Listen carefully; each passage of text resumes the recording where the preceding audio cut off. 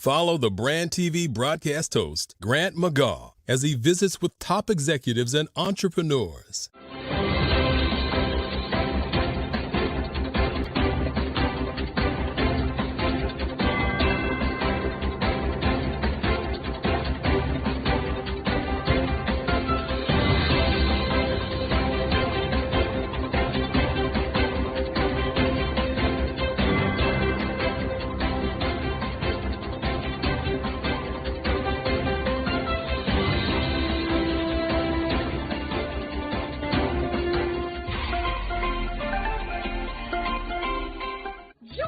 Dr. Eric Kelly III and a host of phenomenal speakers from all around the globe for this 7-day virtual event that you don't want to miss.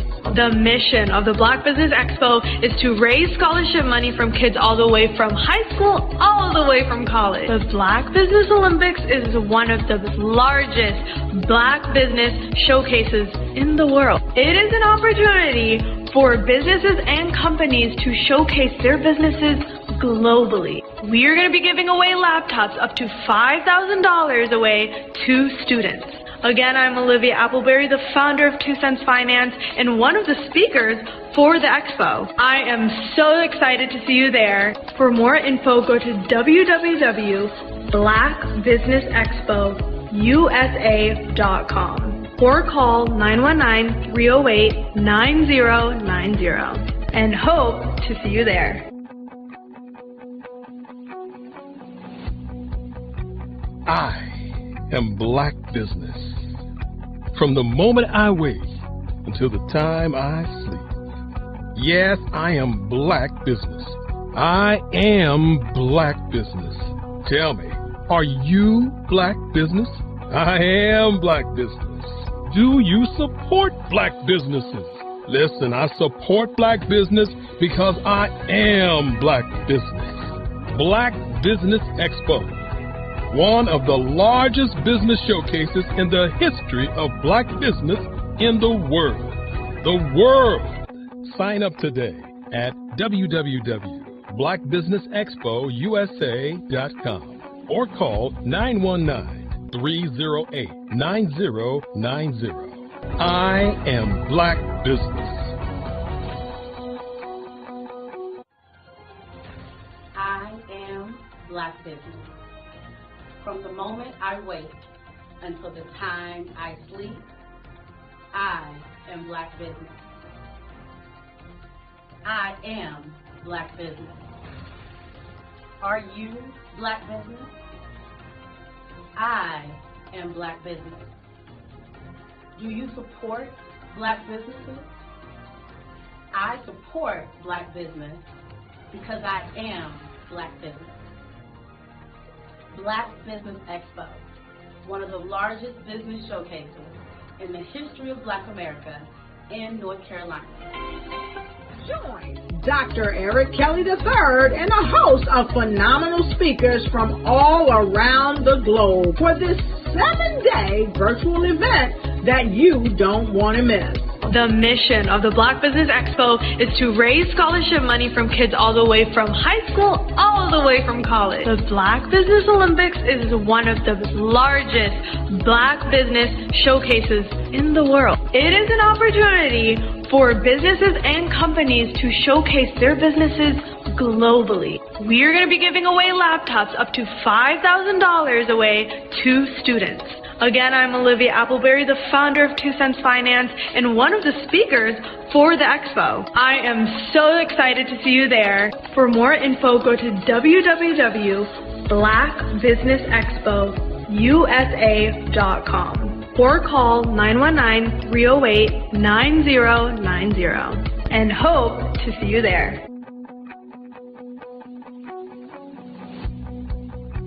I am Black Business. From the moment I wake until the time I sleep. Yes, I am Black Business. I am Black Business. Tell me, are you Black Business? Black Business Expo, one of the largest business showcases in the history of Black business in the world.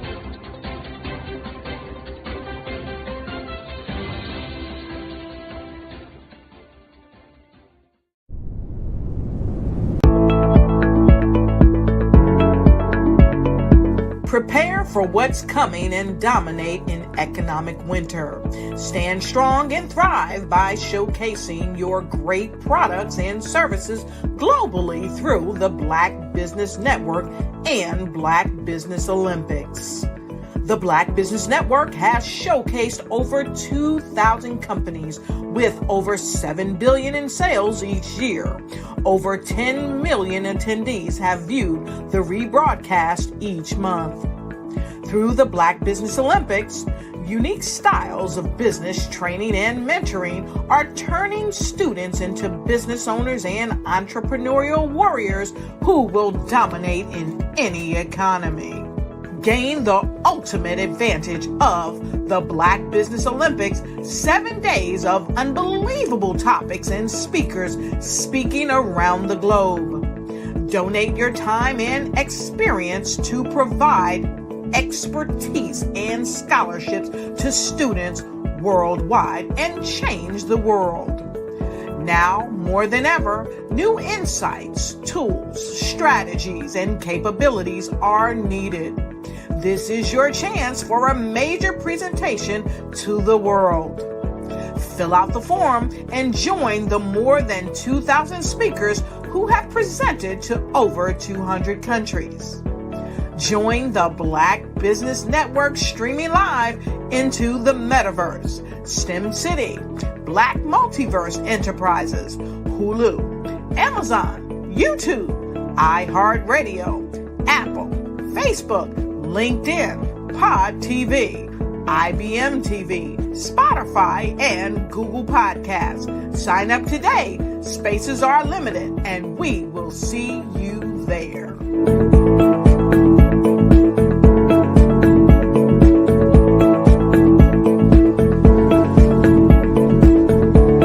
Over the past few years, we've seen the growth of existing and new initiatives focused on financial inclusion, building global networks, and reducing the wealth gap in response to the idea there's not enough seats at the table.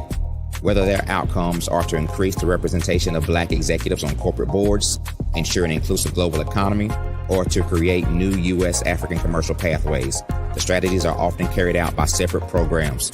The question is, should they be? With the continent of Africa being home to more than half of the world's fastest growing economies, the youngest workforce, over 400 companies generating more than $1 billion annually, 700 generating more than $500 million annually that are poised for growth, and being the destination of nearly $5 billion in venture capital in 2021. Diversifying U.S. and Africa commercial engagement by building bridges between African businesses and their U.S. diaspora should begin being seen as mutually beneficial. From helping to reduce Africa's enormous capital gap to catalyzing two-way trade opportunities, the COVID-19 global pandemic hopefully has taught us that global challenges and opportunities are more interconnected than we thought. During the pandemic, African companies like Unicorn Flutterwave, insurance provider Reliance Health, ride-hailing app Yasir, and 54Gene, the continent's first bank of DNA on people of African descent, proved that when African companies have access to networks, capital, and information, they grow big, grow fast, and create solutions that are valuable to the world. This is why BeDirect was created. We are the first U.S.-based but African-centric board preparedness and board search company designed to connect U.S. Black talent and corporations to African businesses.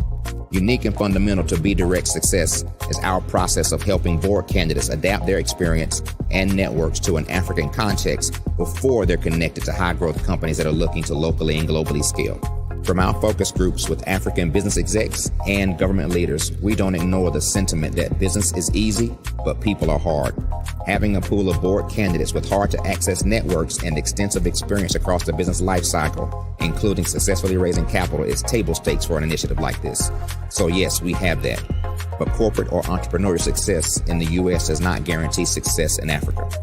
Developed alongside industry partners on the continent, our training program, BeDirect Prep, is designed to transpose their experience to create cultural comfort, understanding, and a commitment to helping businesses in Africa scale. Our board governance sessions are African continental and country specific, integrated with cultural awareness and dexterity training, masterclasses led by African industry execs, and mentoring and coaching from African continental based facilitators. But even more unique to BeDirect Prep, We cap off our training program with an immersion trip to help candidates that have not been to Africa before see and feel Africa's complexity and opportunity from African soil. We all know traditional network-based board placement has historically left a lot of us out of ever really being in the paid board pipeline. Our strategy supports the work of many great organizations that are successfully filling seats at U.S. board tables by creating more tables for those that are still left on the sideline. It's time to start seeing the role and value of U.S. Black talent and businesses on the continent of Africa differently. Old perceptions and habits limit economic inclusion. Let's transition Black talent and the African businesses they will support from the periphery of the global economy to its core. Living in a global lockdown, we all know now how fast local and global economies can change and see the value of having businesses that hire, strengthen local value chains, and even grow globally. Status quo in any form holds back progress. We must democratize U.S.-Africa commercial engagement by socially and economically connecting cultures that have long been disconnected. It's time for Africa's U.S. diaspora to redefine their global value by helping African businesses scale continentally and globally.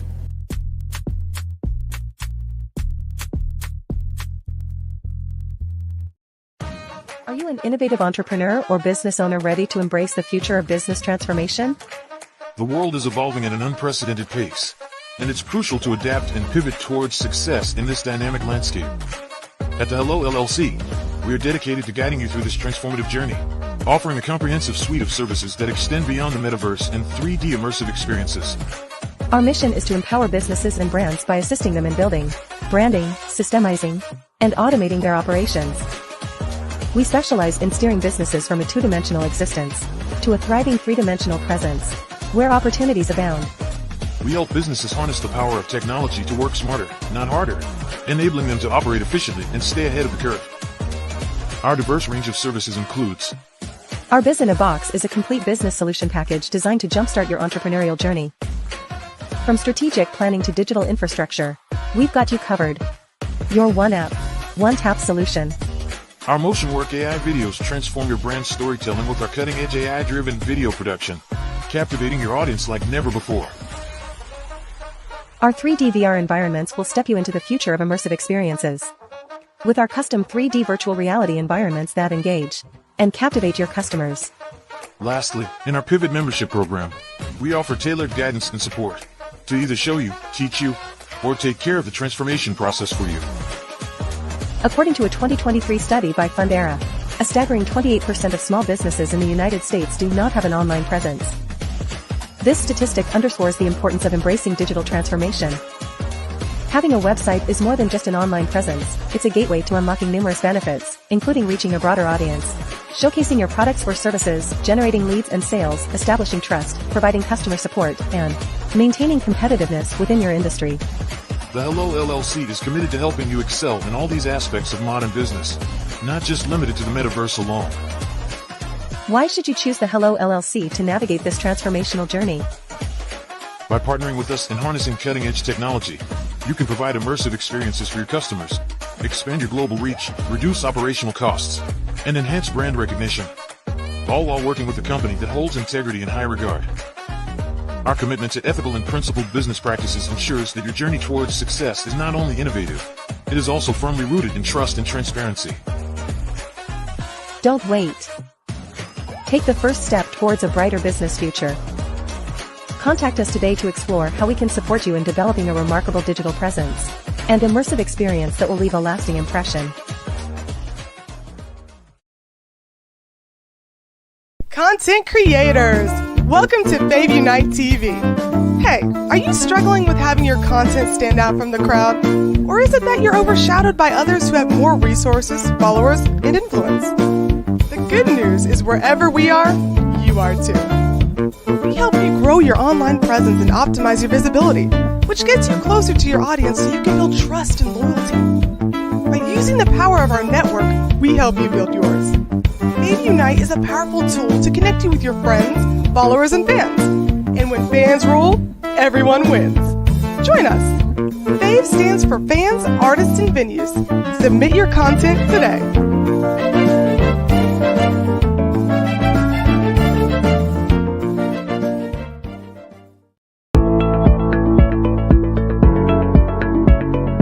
Prepare for what's coming and dominate in economic winter. Stand strong and thrive by showcasing your great products and services globally through the Black Business Network and Black Business Olympics. The Black Business Network has showcased over 2,000 companies with over $7 billion in sales each year. Over 10 million attendees have viewed the rebroadcast each month. Through the Black Business Olympics, unique styles of business training and mentoring are turning students into business owners and entrepreneurial warriors who will dominate in any economy. Gain the ultimate advantage of the Black Business Olympics, 7 days of unbelievable topics and speakers speaking around the globe. Donate your time and experience to provide expertise and scholarships to students worldwide and change the world. Now, more than ever, new insights, tools, strategies, and capabilities are needed. This is your chance for a major presentation to the world. Fill out the form and join the more than 2,000 speakers who have presented to over 200 countries. Join the Black Business Network streaming live into the Metaverse, STEM City, Black Multiverse Enterprises, Hulu, Amazon, YouTube, iHeartRadio, Apple, Facebook, LinkedIn, Pod TV, IBM TV, Spotify, and Google Podcasts. Sign up today. Spaces are limited, and we will see you there.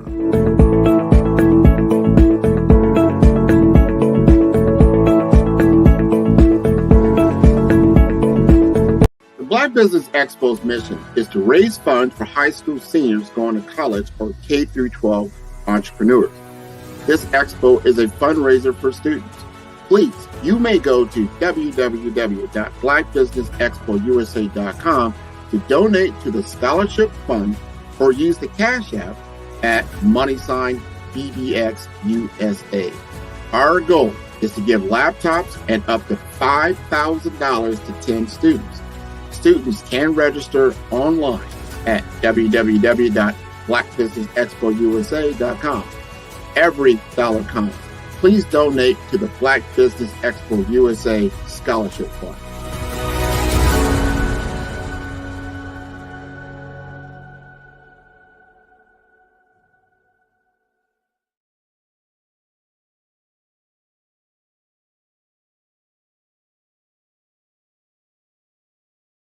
Phenomenal Tanya T. Wise, who is here from the great state of Maryland. Tanya, welcome and thank you for being with us today. Can you indulge our audience a little bit and tell them just a little bit more about who you are and what it is that you do?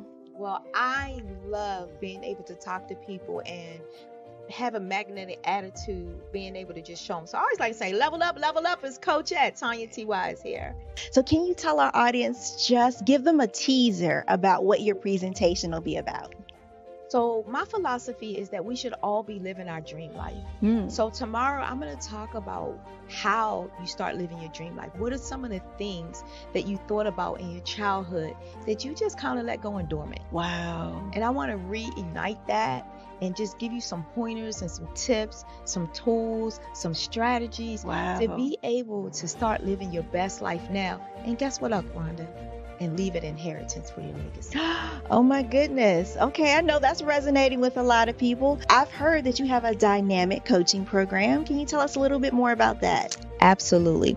So our coaching program help people that have the lack of time, that lack strategies, and lack the confidence to go after their dream life. So we help them implement tools, we help them implement strategies, as well as give them resources so that they can live their best life now and leave that inheritance. Wow. Oh, I love that. I love the leave the inheritance part.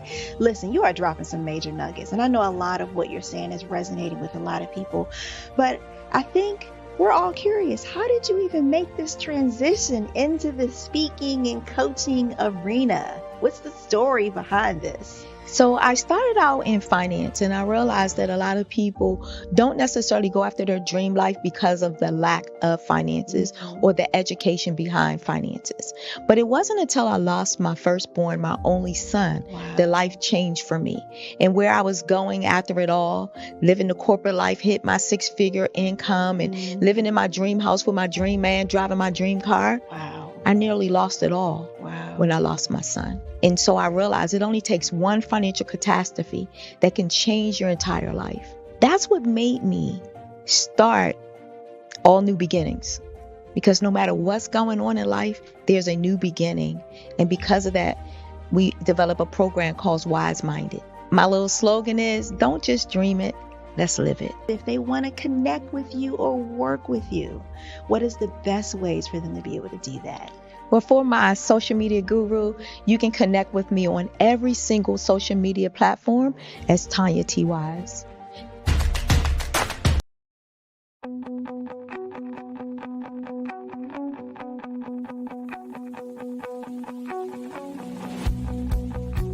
I am Black Business. From the moment I wake until the time I sleep. Yes, I am Black Business. I am Black Business. Tell me, are you Black Business? I am Black Business. Do you support Black businesses? Listen, I support Black business because I am Black Business. Black Business Expo, one of the largest business showcases in the history of Black business in the world. The world. Sign up today at www.blackbusinessexpousa.com or call 919-308-9090. I am Black Business.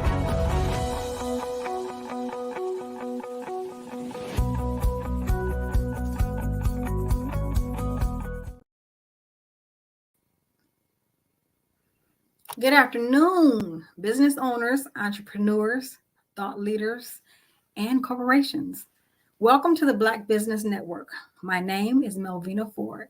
I am your business moderator for this afternoon on the Black Business Network. The Black Business Network is a 24-hour business network showcasing Black businesses, Black owners, entrepreneurs, and thought leaders worldwide. We have speakers from North Carolina, London, Singapore, Africa, Japan, and cities all over the United States. The Black Business Network is a global community sharing its business knowledge to empower, inspire, and educate businesses all about businesses. Today, I'm going to kick this session off with a fireside chat with a wonderful woman, and her name is Bukeka Vosedi Blakemore.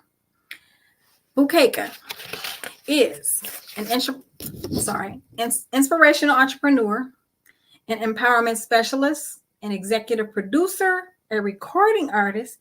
She's also the G100 Wellness and Wisdom Kansas City Chair. Mrs. Blakemore's passion is to use the power of her voice to promote self-worth and well-being. She has 30 years experience in the entertainment industry and has opened for entertainment and social activist icons such as Harry Belafonte, Maya Angelou, and Della Reese. She also has toured with R&B legend Olita Adams. Bukeka's work includes coaching and training corporations in areas of diversity, equity, and inclusion. Her unique presentation style includes using elements of music, art, and storytelling, which leaves audience wanting more. Mrs. Blakemore is the co-founder of Fave Unite TV, and OTT streaming platform, supporting content reflecting authentic narratives from Black and Brown and Indigenous cultures around the world. She is also the treasurer and the deputy executive director for Creative City KC Incorporated. The organization is the focal point for Kansas City, Missouri's designation as the only city of music in the United States under the UNESCO, that's UNESCO, Creative Cities Network. Help me welcome to the stage now, Ukeka Bosadie Blakemore. Well, thank you so much, Melvina, for that wonderful, wonderful introduction. It's so great to see you. And my goodness, that smile changes the world. Thank you. Thank you so much. I appreciate that. It is wonderful to have you here. Well, it's wonderful to be here with you, dear.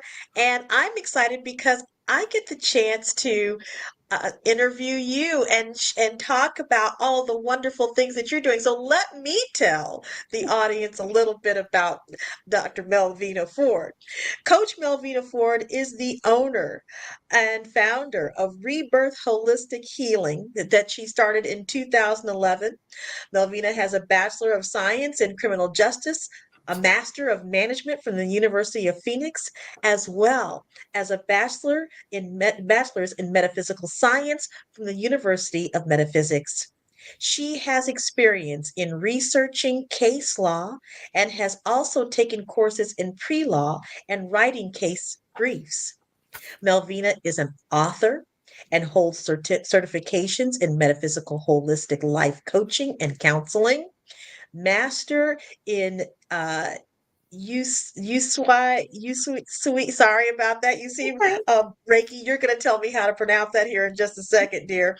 Cognitive behavioral and art therapy.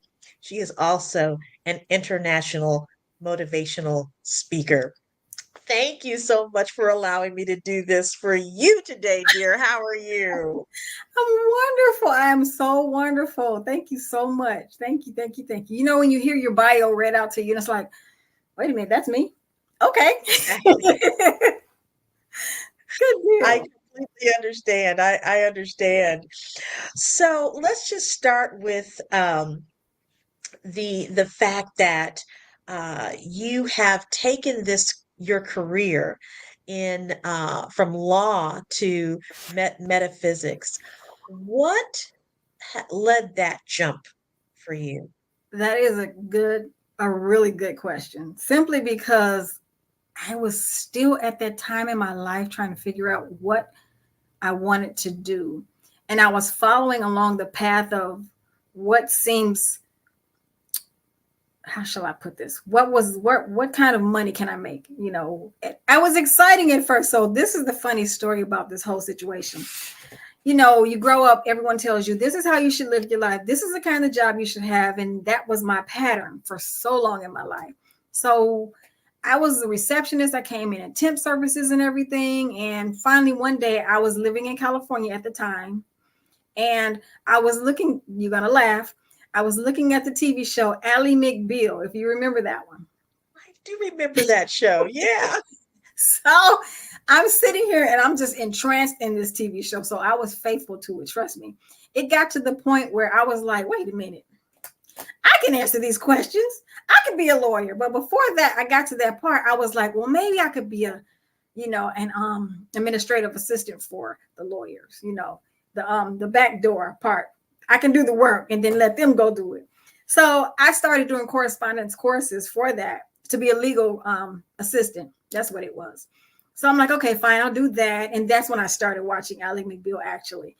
Then once I saw Ally answer these questions, and I'm like, that's what she's doing?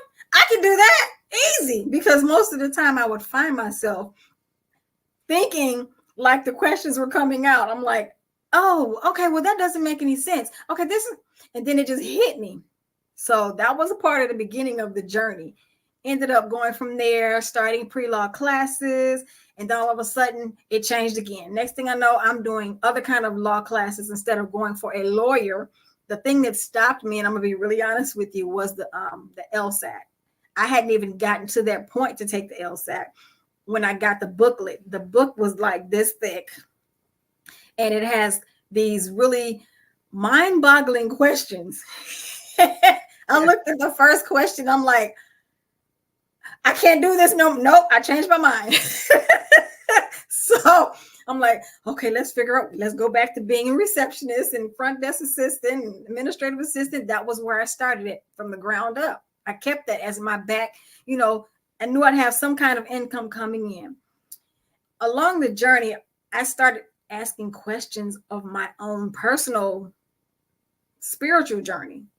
But at the same time, I was trying to learn who I was. And life just didn't make sense. And I just kind of got to the point where it's like, I'm tired of following the path of everyone else. I began to find my no. I don't agree with that. Because, you know, when you're a kid, you're not allowed to say it. And then me being the youngest one of all my siblings, they were like at least 10 years and up. So everyone's telling you what to do, including your father and your brothers. And it's like, you could not say no to anything. I'm like, okay. So when I finally could, it's like, I don't want to do that. Nope, I don't want to do that. Nope, I don't want to do that. So eventually I got into studying things that didn't make any sense in the areas that I would go to services on Sundays and stuff like that. I would just talk about, I'm like, that don't make any sense. And something said, well, go find out why. Literally, there's this voice inside, go find out why it doesn't make any sense. And that began my journey into studying not only me, but everything else that was said, it's wrong. So somehow I ran into an old acquaintance. She told me about the University of Metaphysics, and it just lit up.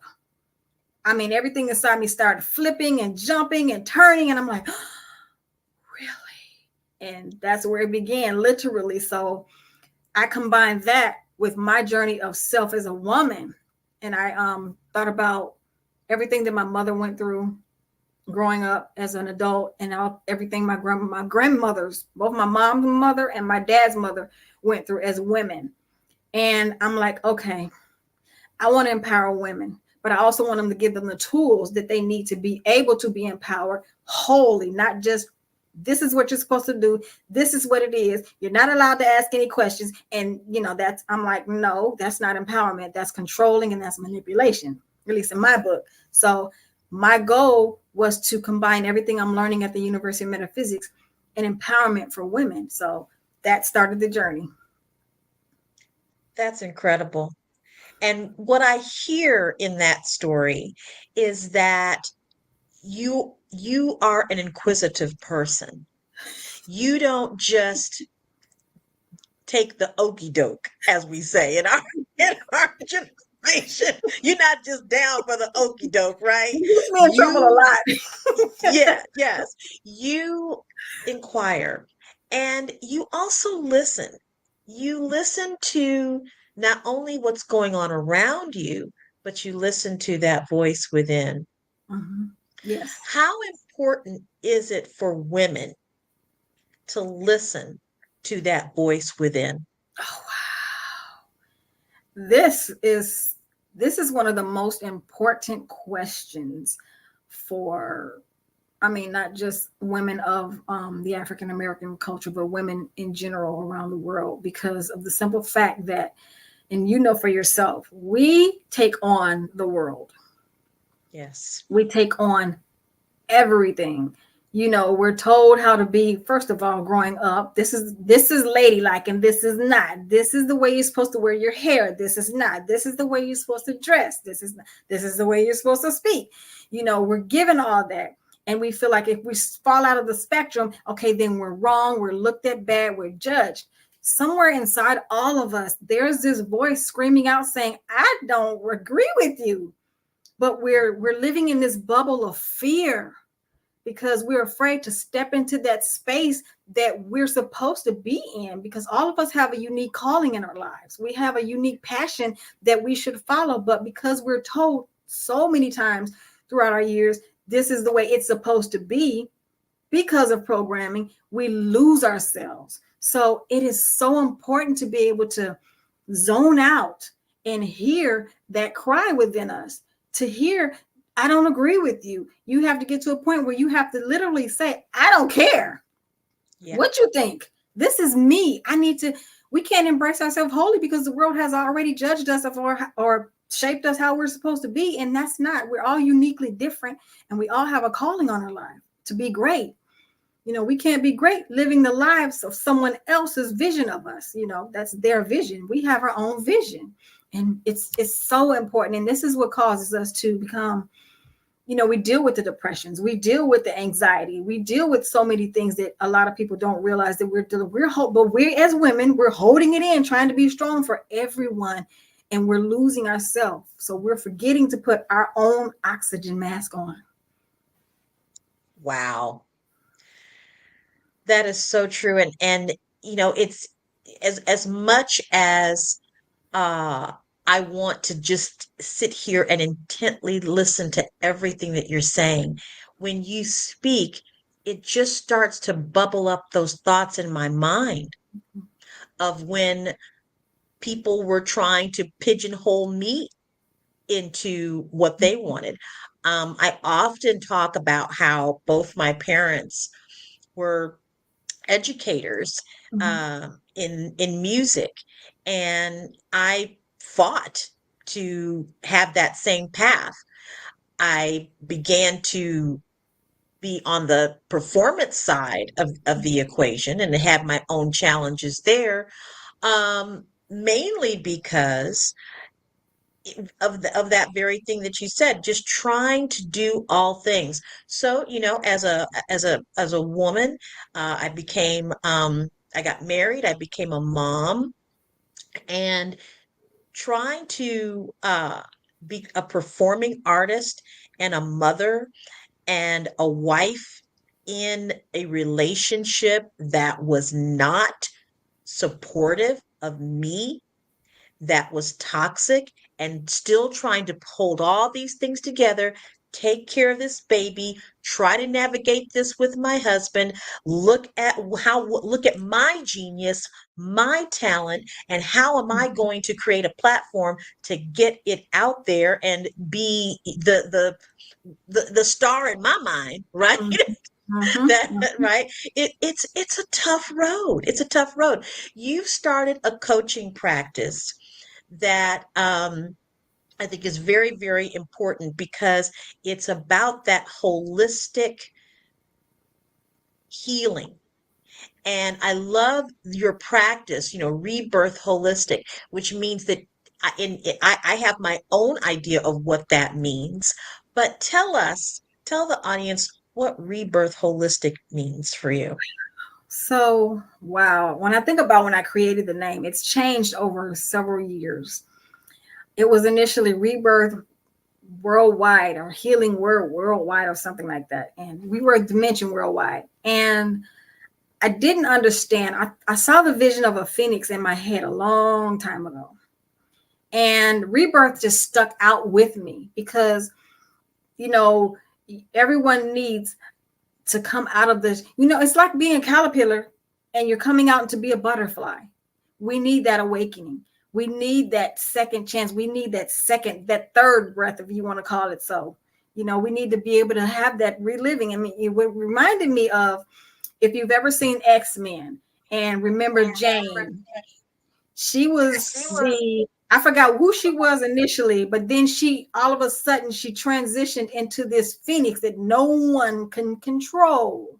They didn't understand her either, but it was the most beautiful, most powerful, the most, you couldn't even, when I finally saw that and understand what it was, I'm like, oh, it stood on my chest.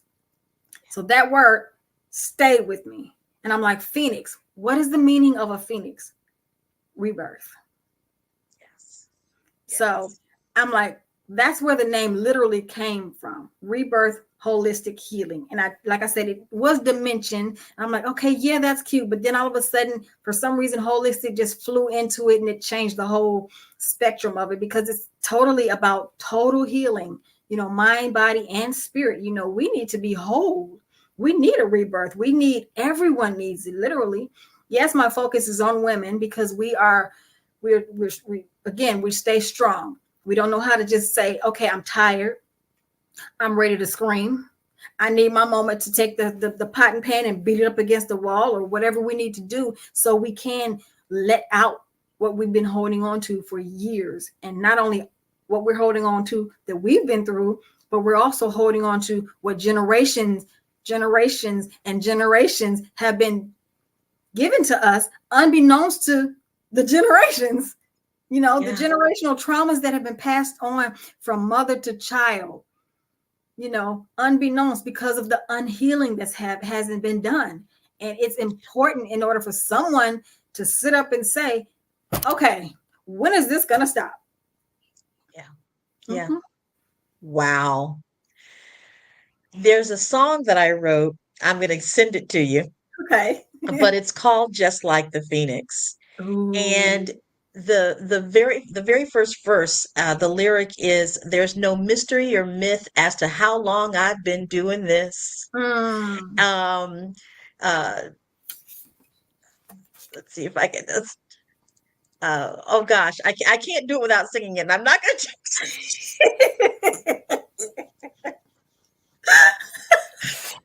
But really that line I think is really the most important because, you know, for us who have been doing this for a long time, it means that we keep going. We even with all of the things that have been going on in our lives, we keep going.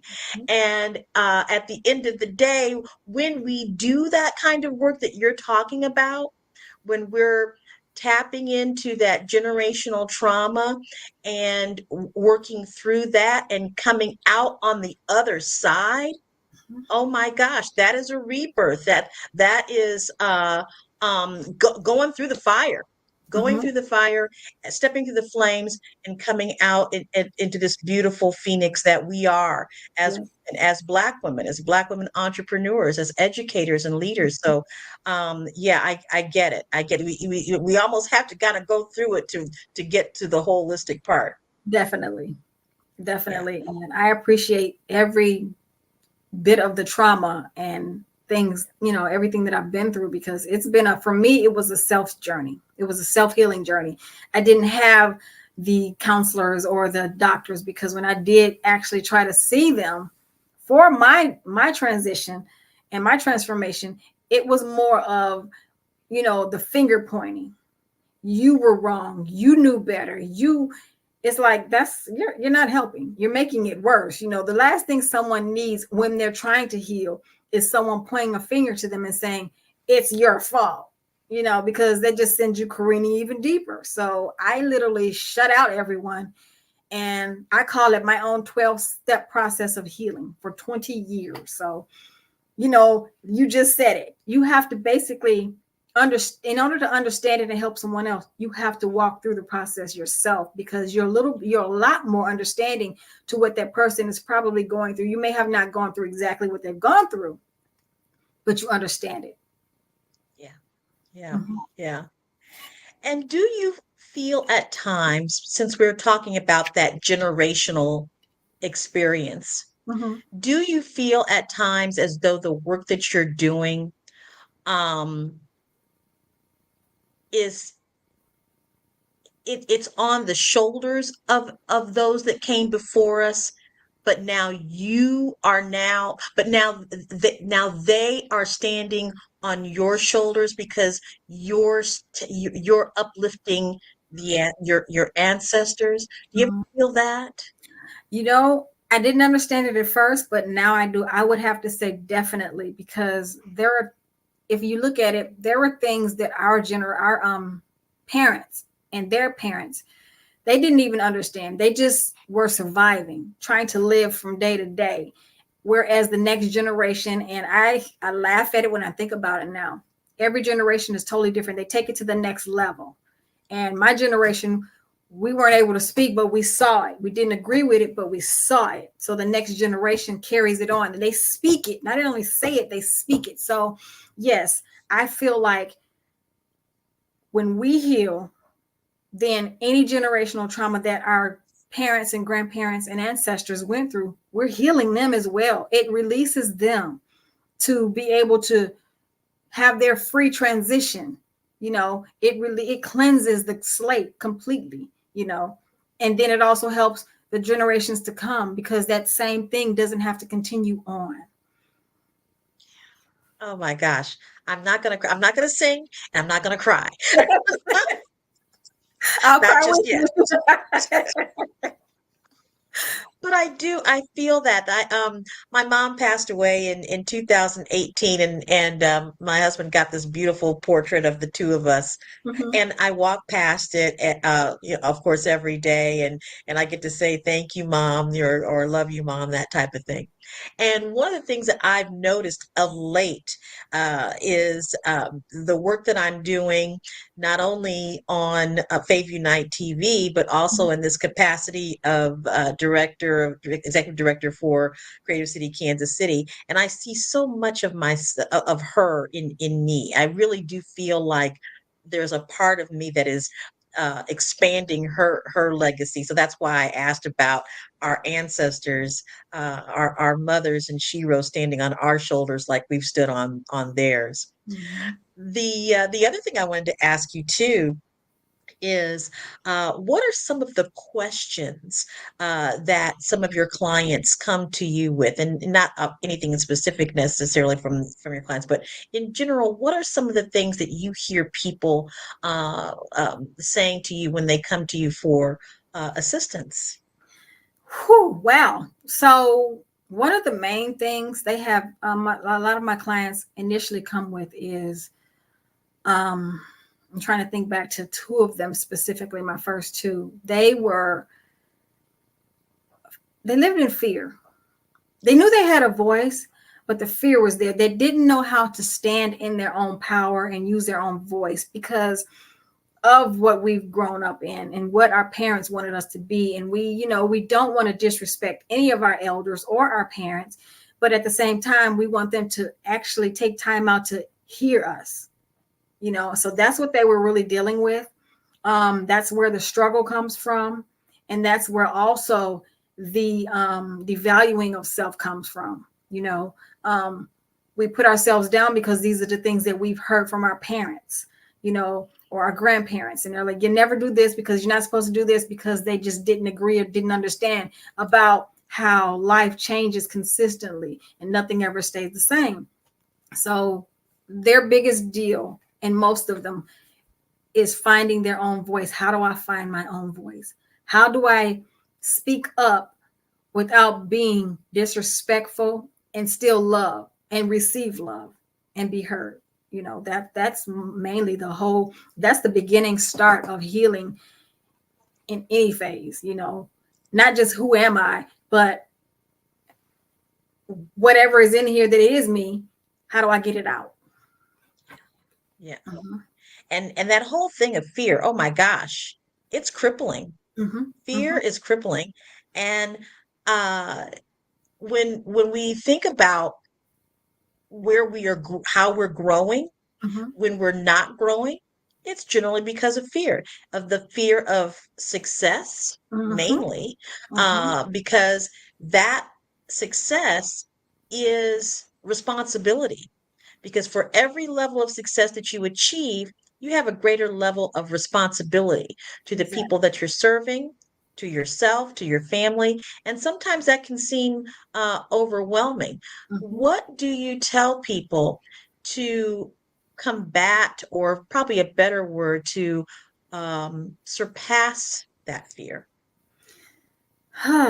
Well, the one thing I used to hear all the time is when you dream a big dream.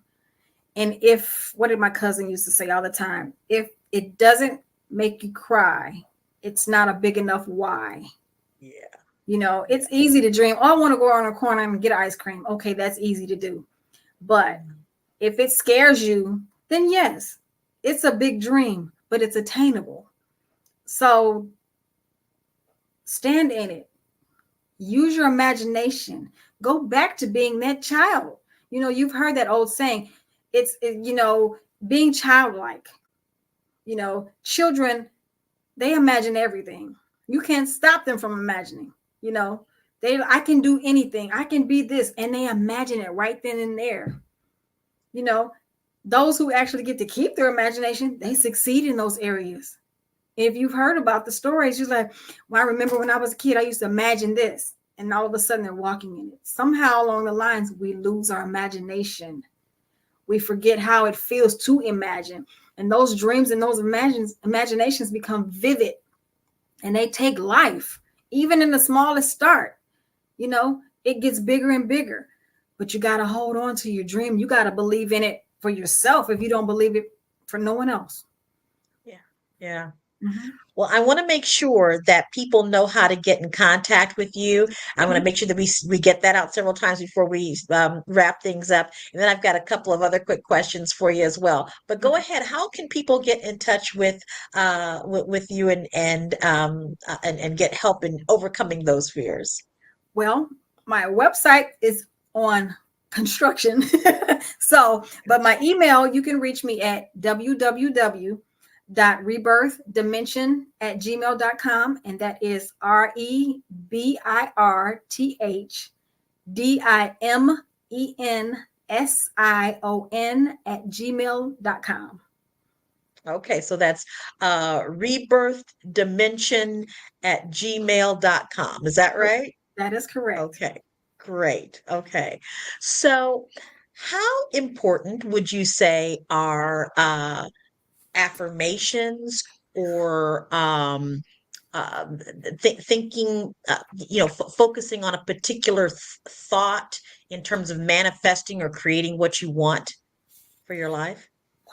I can't express how important that is as much as, I never realized exactly how much has changed in my life because I use affirmations, and my mentality changes so much. I don't think the same way I used to think last year. Last year, beginning of the year, I was still in defeated mode, and learning how to take time out to do those affirmations in the morning and do those at night. It's gotten to the point where sometimes I may listen to them at night while I'm sleeping, because our psyche, our subconscious is still programming all those words into us. Repetition is the mother of all learning. So even when you're asleep, your mind is still taking everything that's being said to you in. So what I would do is, while I'll listen to it before sleep, I'll play it again while I'm sleeping.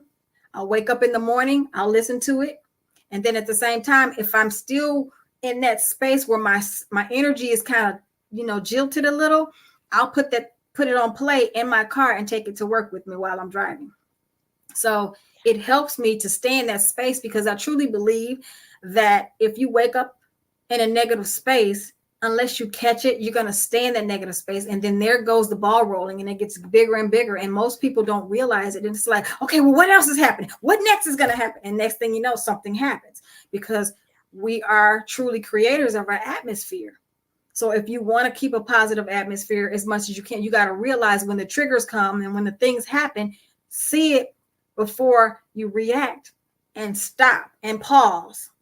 Let all the things that you've just put into your spirit catch you before you jump off into to screaming and yelling. And so, yes, affirmations play a huge part, and it shapes your life. It shapes people around you. Either they're going to navigate to you or they're going to parallel away from you. So I feel like the things that you want in life, if you put the work to it, and it's not as hard as we make it seem. I got to get up at 6 o'clock in the morning. I got to do this, and I got to do 5 things. Then I got, it's 8 o'clock at night and I still have 12 things. It's not as hard as we make it, because if you really want it, it'll happen for you. But you have to truly believe in it. Again, it always starts in here first. Yeah. Yeah. And it's energy too. I mean, when you're in that sense of stress and tension, I mean, even me just doing this, there's a sense of energy that's constricting, right? But when I'm at peace, and when I have an affirmation or a thought that enables me to feel good about my day, to feel good about the moment that I'm in, that energy completely shifts, and you can feel the difference between energy that's constricting and energy that opens the door and has a pathway to feeling better. So those affirmations for me are very important. I'm gonna tell a really quick story. A few weeks ago, the Kansas City Auto Show was here. And my husband and I went to the auto show. I sat in, I think it was a 2024 BMW SUV. Okay. And so I said, I videotaped myself saying, I am getting ready to purchase my new car today. Right. And so I said something grand, but I did say that it was something about, that it starts in the mind, and that's how things manifest, right? 3 days later, my car was stolen. Wow. Yesterday, my son works for is in finance for a car dealership.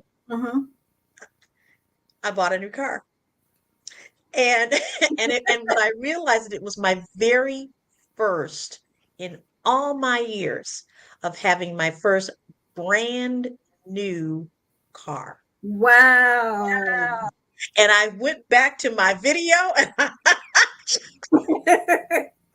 I said, see, starts in the mind, starts with the thought.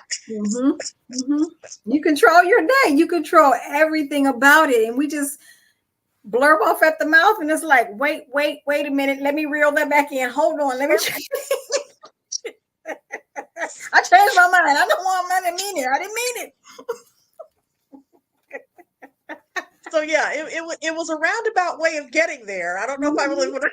You had to do it that way.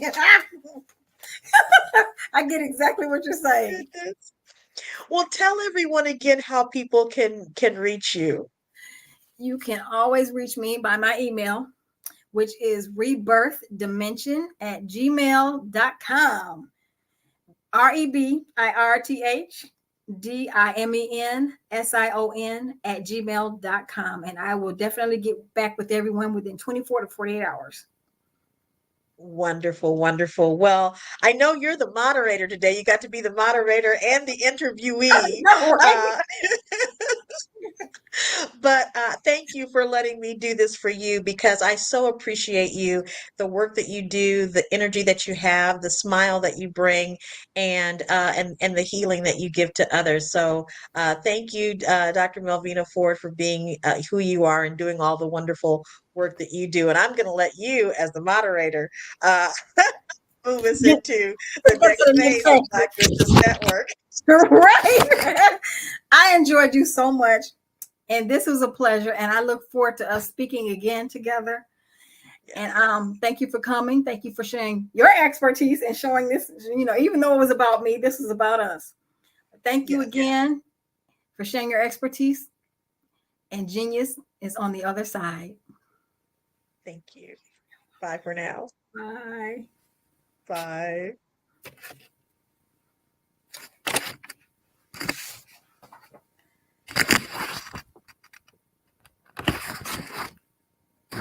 The Black Business Expo's mission is to raise funds for high schools. You are in the right place at the right time. The Black Business Network opens again for its Black Business Olympics, a 24/7 broadcast on business, strategies, global branding, social media marketing, finance, advertisement, and much, much more. Featuring the top, most powerful entrepreneurs and speakers and thought leaders from all around the world as they gather together for this phenomenal event.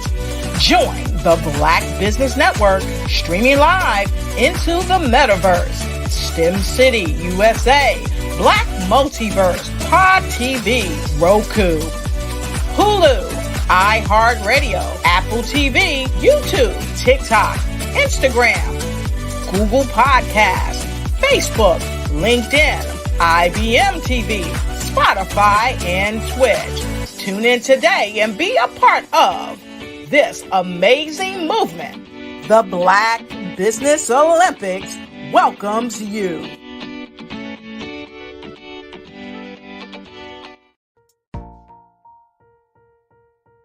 Have you ever seen a parent stressed out and needed a stress reliever with their child? One morning I was coming out of a store and saw a mother and her 3 or 4-year-old son. She was highly upset, actually beginning to yell at him. However, the more upset she became, it seemed the calmer the child became. He sat down on the sidewalk, crisscross applesauce, folded his arms, and looked up at her with a smile. You see, the angrier she became, the calmer he became, because he had the control of the situation. Hi, I'm Frizelma Lynn. I am the CEO and founder of Frizelma Teaching Parents, LLC. I'm a retired teacher, school district administrator, an author, speaker, and I am the Parenting 911 coach. My mission is to rescue families by equipping parents with proven, effective, and practical strategies to enhance their parenting skills. Many times we as a society expect parents to teach, train, and raise their children without providing the necessary tools they need to accomplish this. However, parenting issues cannot be resolved without intervention. Therefore, Frizelma Teaching Parents has provided coaching programs, digital courses, and live webinar trainings to provide step-by-step research-based parenting strategies, even for parents whose children are disrespectful, defiant, for those who have been diagnosed with ADD and ADHD, and even for parents of adult children. No longer will you have the need to feel like you are a failure as a parent. You'll now have the tools needed for each situation. Trust me on this one. Go to www.parenting911.org. Book a 15-minute strategy session with me or choose one of the coaching programs. Our training helps parents relieve stress. I was born in a little village on the island of Haiti. Many deadly diseases pounded me. It is as if they were on a mission to end my existence on this earth. I refused to give up. In 1983, I left Haiti and came to the United States of America. And I came with $5, 2 shirts. I didn't speak any English. I came to Atlanta. I got a job. I was a doorman. I was a doorman with a dream. What I used to come on stage. I'd rehearse this moment that I'm standing in front of you. That's the power of a dream. Maybe today is the day you begin acting as if you already have it. And then step out with full force. Take a risk. No condition is permanent. Don't let your situation distract you. You are chosen. You are called. You are born for a purpose in this life.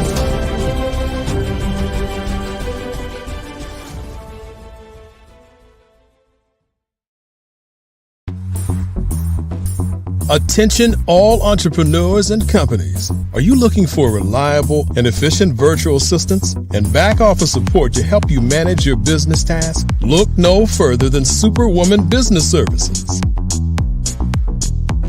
Our team of virtual assistants provides a full range of administrative support services, including operations management, social media marketing, and much more. We also offer website design services to help you create a professional online presence that reflects your unique brand. In addition to administrative support and website design, we offer business development and structuring services to help you grow your business and achieve your goals. We'll work closely with you to identify areas of improvement and develop a customized plan to help you reach your full potential. At Superwoman Business Services, we understand that running a business can be overwhelming and time-consuming. That's why we're here to help you fly high and achieve success. Our virtual assistants are highly skilled, experienced, and dedicated to providing you with the support you need to thrive. Come fly with us and take your business to new heights. Let us help you become the superhero entrepreneur you are meant to be.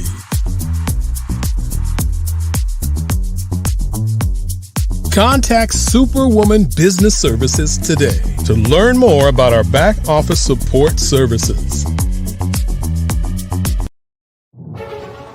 In the heart of America, there are dreams waiting to be realized. Dreams of owning a home, creating a haven for families, and building a future. Yet, there are 13 million mortgage-ready home buyers and nearly 20 million renter households who have the credit and income to qualify for a mortgage but remain left out of the home buying process. These potential home buyers are in urban and rural America, where dreams should flourish. The big banks, the giants of finance, have all exited the mortgage lending business, decreasing their lending footprints across America. They are no longer present and active in these communities. Instead of offering opportunities for home ownership, some of these banks have chosen a different path. They have decided to become mega landlords. They have chosen to invest billions of dollars in rental homes, leaving potential home buyers with fewer options and stuck in a cycle of renting without the chance to build equity and create a legacy for their families. Here is the shocking truth. A report issued by the Home Ownership Council of America revealed that if lenders were to step forward and serve this underserved market, they could conservatively increase their loan volume by $1.5 trillion. $1.5 trillion. This is $1 trillion business opportunity, ripe for the taking.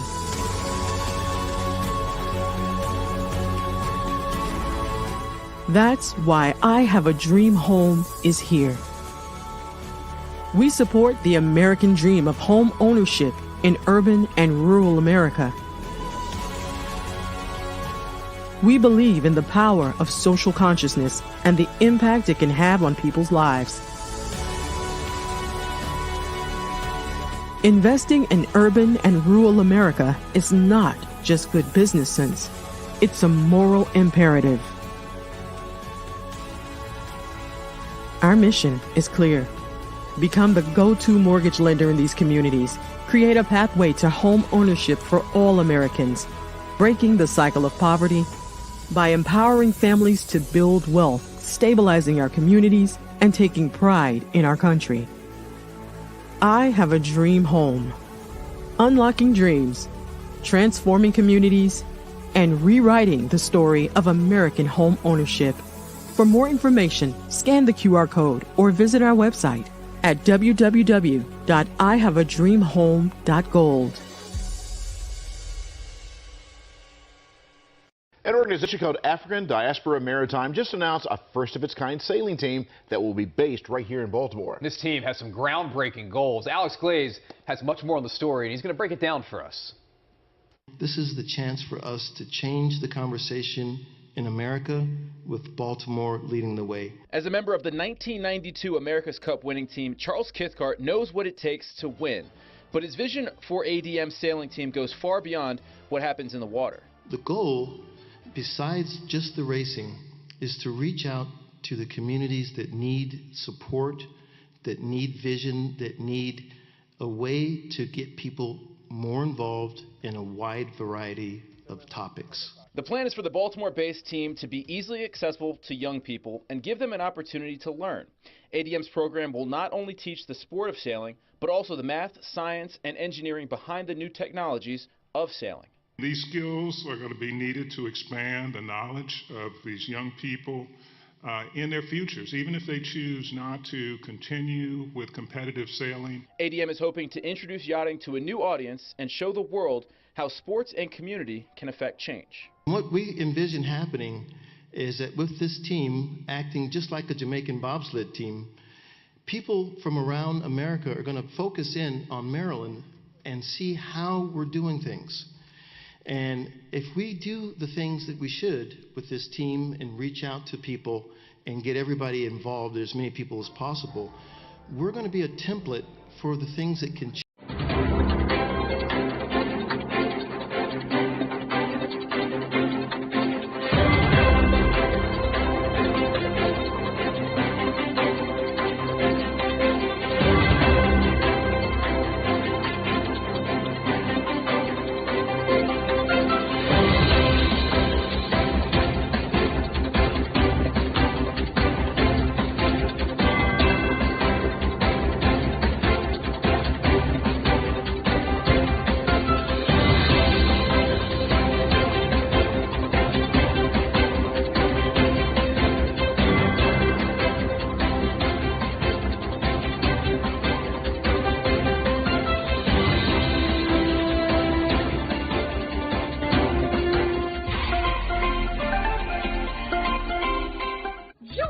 Dr. Eric Kelly III and a host of phenomenal speakers from all around the globe for this 7-day virtual event that you don't want to miss. The mission of the Black Business Expo is to raise scholarship money from kids all the way from high school all the way from college. The Black Business Olympics is one of the largest Black business showcases in the world. It is an opportunity for businesses and companies to showcase their businesses globally. We are going to be giving away laptops up to $5,000 away to students. Again, I'm Olivia Appleberry, the founder of 2 Cents Finance and one of the speakers for the expo. I am so excited to see you there. For more info, go to www.blackbusinessexpousa.com or call 919-308-9090 and hope to see you there. I am Black Business. From the moment I wake until the time I sleep. Yes, I am Black Business. I am Black Business. Tell me, are you Black Business? I am Black Business. Do you support Black businesses? Listen, I support Black business because I am Black Business. Black Business Expo, one of the largest business showcases in the history of Black business in the world. The world! Sign up today at www.blackbusinessexpousa.com or call 919-308-9090. I am Black Business. I am Black Business. From the moment I wake until the time I sleep, I am Black Business. I am Black Business. Are you Black Business? I am Black Business. Do you support Black businesses? I support Black business because I am Black Business. Black Business Expo, one of the largest business showcases in the history of Black America in North Carolina. Join Dr. Eric Kelly III and a host of phenomenal speakers from all around the globe for this 7-day virtual event that you don't want to miss. The mission of the Black Business Expo is to raise scholarship money from kids all the way from high school all the way from college. The Black Business Olympics is one of the largest Black business showcases in the world. It is an opportunity for businesses and companies to showcase their businesses globally. We are going to be giving away laptops up to $5,000 away to students. Again, I'm Olivia Appleberry, the founder of 2 Cents Finance and one of the speakers for the expo. I am so excited to see you there. For more info, go to www.blackbusinessexpousa.com or call 919-308-9090 and hope to see you there. I am Black Business. From the moment I wake until the time I sleep. Yes, I am Black Business. I am Black Business. Tell me, are you Black business? I am Black business. Do you support Black businesses? Listen, I support Black business because I am Black business. Black Business Expo, one of the largest business showcases in the history of Black business in the world.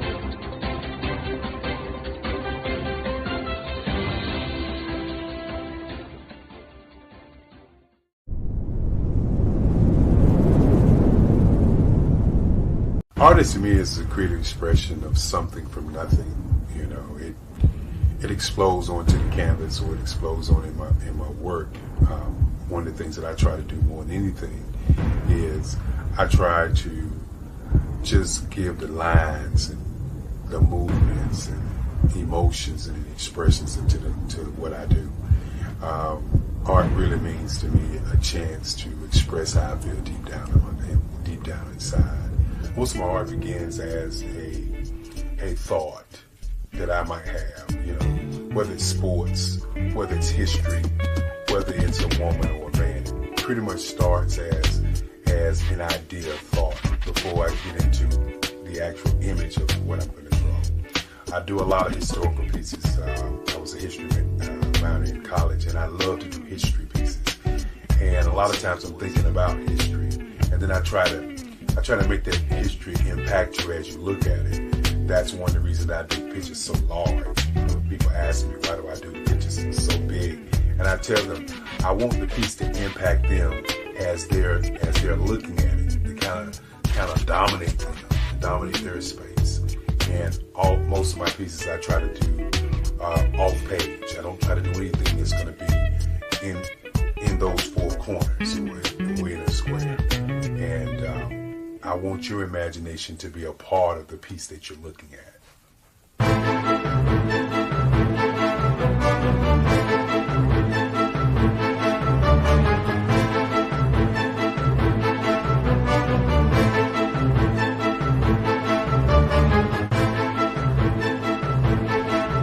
The way I feel when I'm drawing, when I'm creating something, is I feel free. I feel like there is an anticipation of something that's going to come. I try not to draw first. I try to draw second. And what I mean by that is I try to allow myself to kind of get into the piece and just relax. Sometimes I miss time. I'll draw 2-3 hours, sometimes 4 hours. And while I'm drawing, it's just a free. I just feel free. I mean, I feel like time stands still.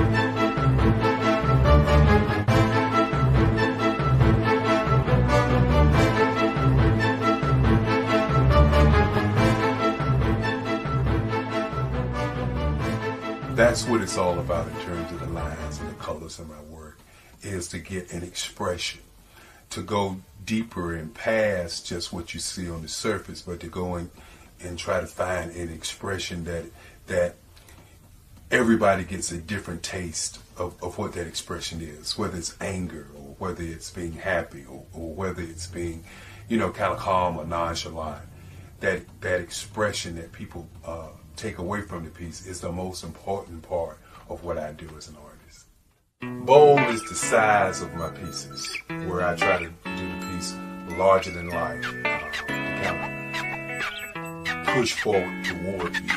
That's what the boldness is all about. It's not so much about the lines, it's about the size.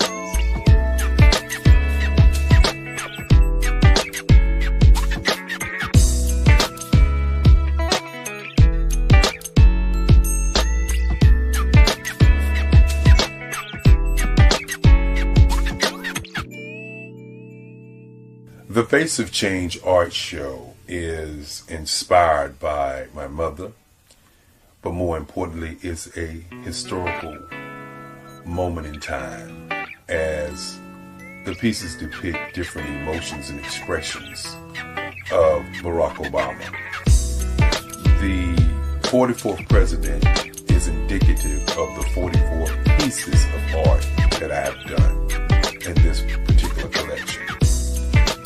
When you begin to think about expressions and portraits, this is a portrait gallery of expressions of what transpired as Barack Obama ran for office. Some of the pictures are abstract and some are expressionistic. And I combined both of those forms of art to create this collection of art pieces.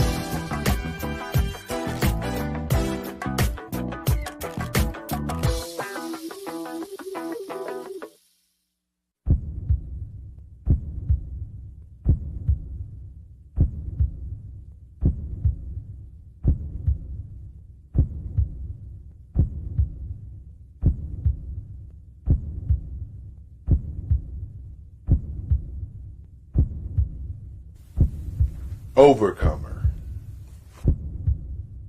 brilliant, ambitious, motivated, awesome. Obama.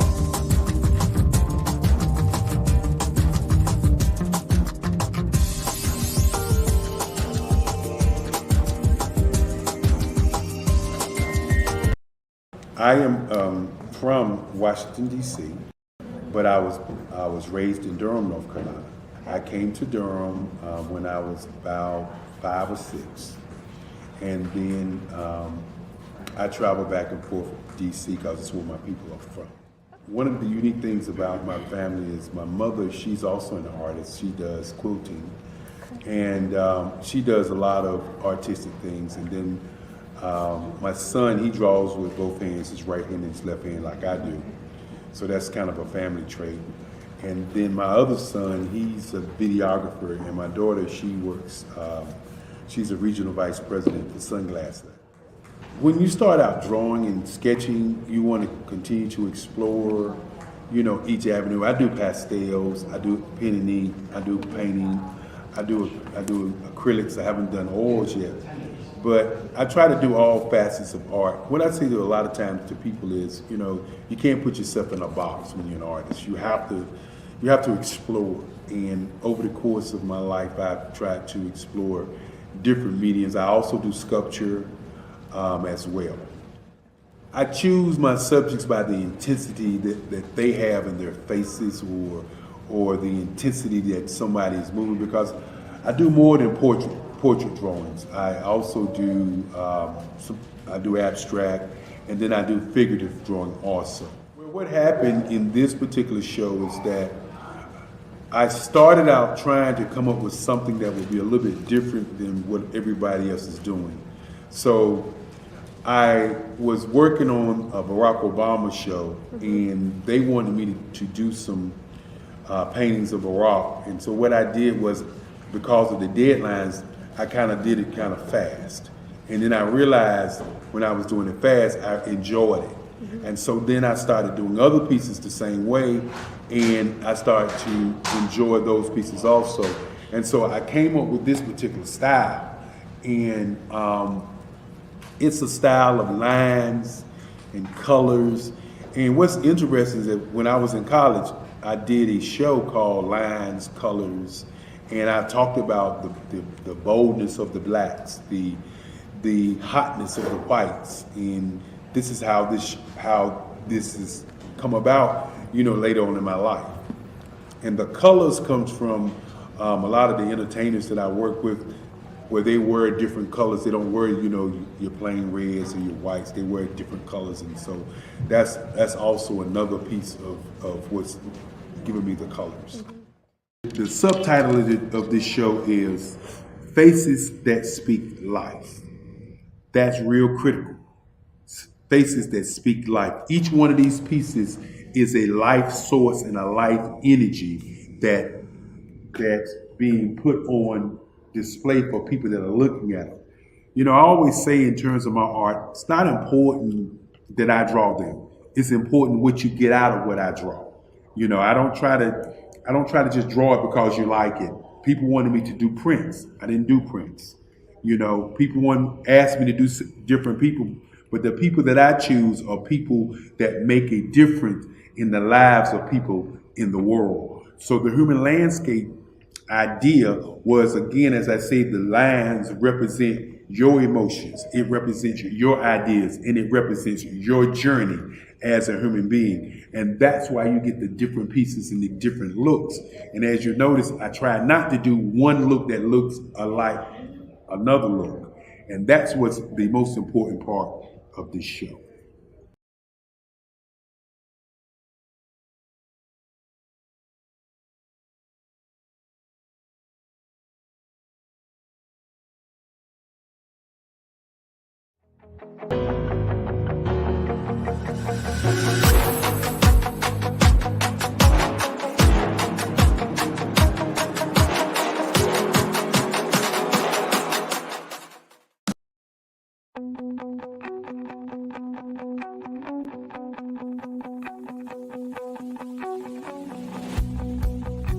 I am Black Business.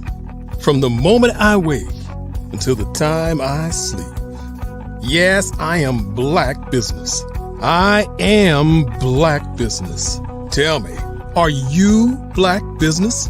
I am Black Business. Do you support Black businesses? Listen, I support Black business because I am Black Business. Black Business Expo, one of the largest business showcases in the history of Black business in the world. The world! Sign up today at www.blackbusinessexpousa.com or call 919-308-9090. I am Black Business.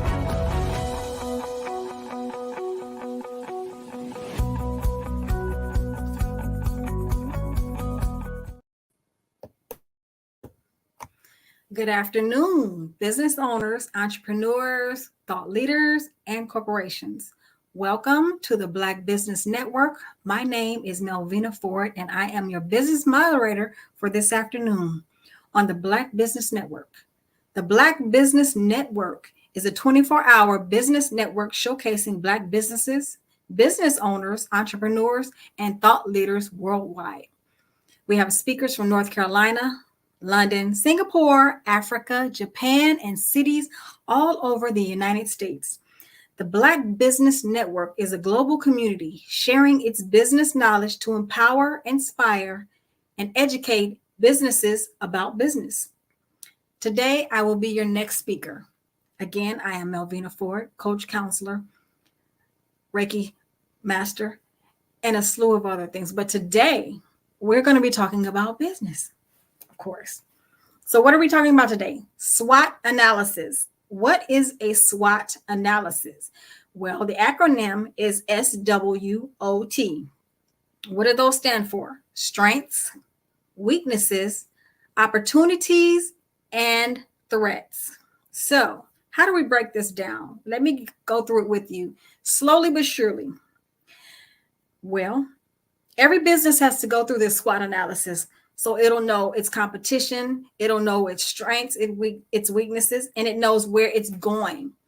It knows where it needs to stop, where it needs to turn. It's a GPS for business. Every business needs to have this, whether it's a huge corporation or a small business. Even I have to have one. SWOT analysis. Let's start off with the S. Strengths. What are those questions we need to ask ourselves when we're thinking about this? What do you do well? When you're starting off any business, you need to know what you can do. And it's not that you can't do a hobby, but if you're going to put it out there, you should put it out there well. But at the same time, when you're thinking about that, you want to make sure that you allow room for mistakes, because that's how a business grows. Even if you're a solo entrepreneur, your business grows from the mistakes. Not saying you go out there purposely making the mistakes, but you get out there, you learn from the mistakes. So what do you do well?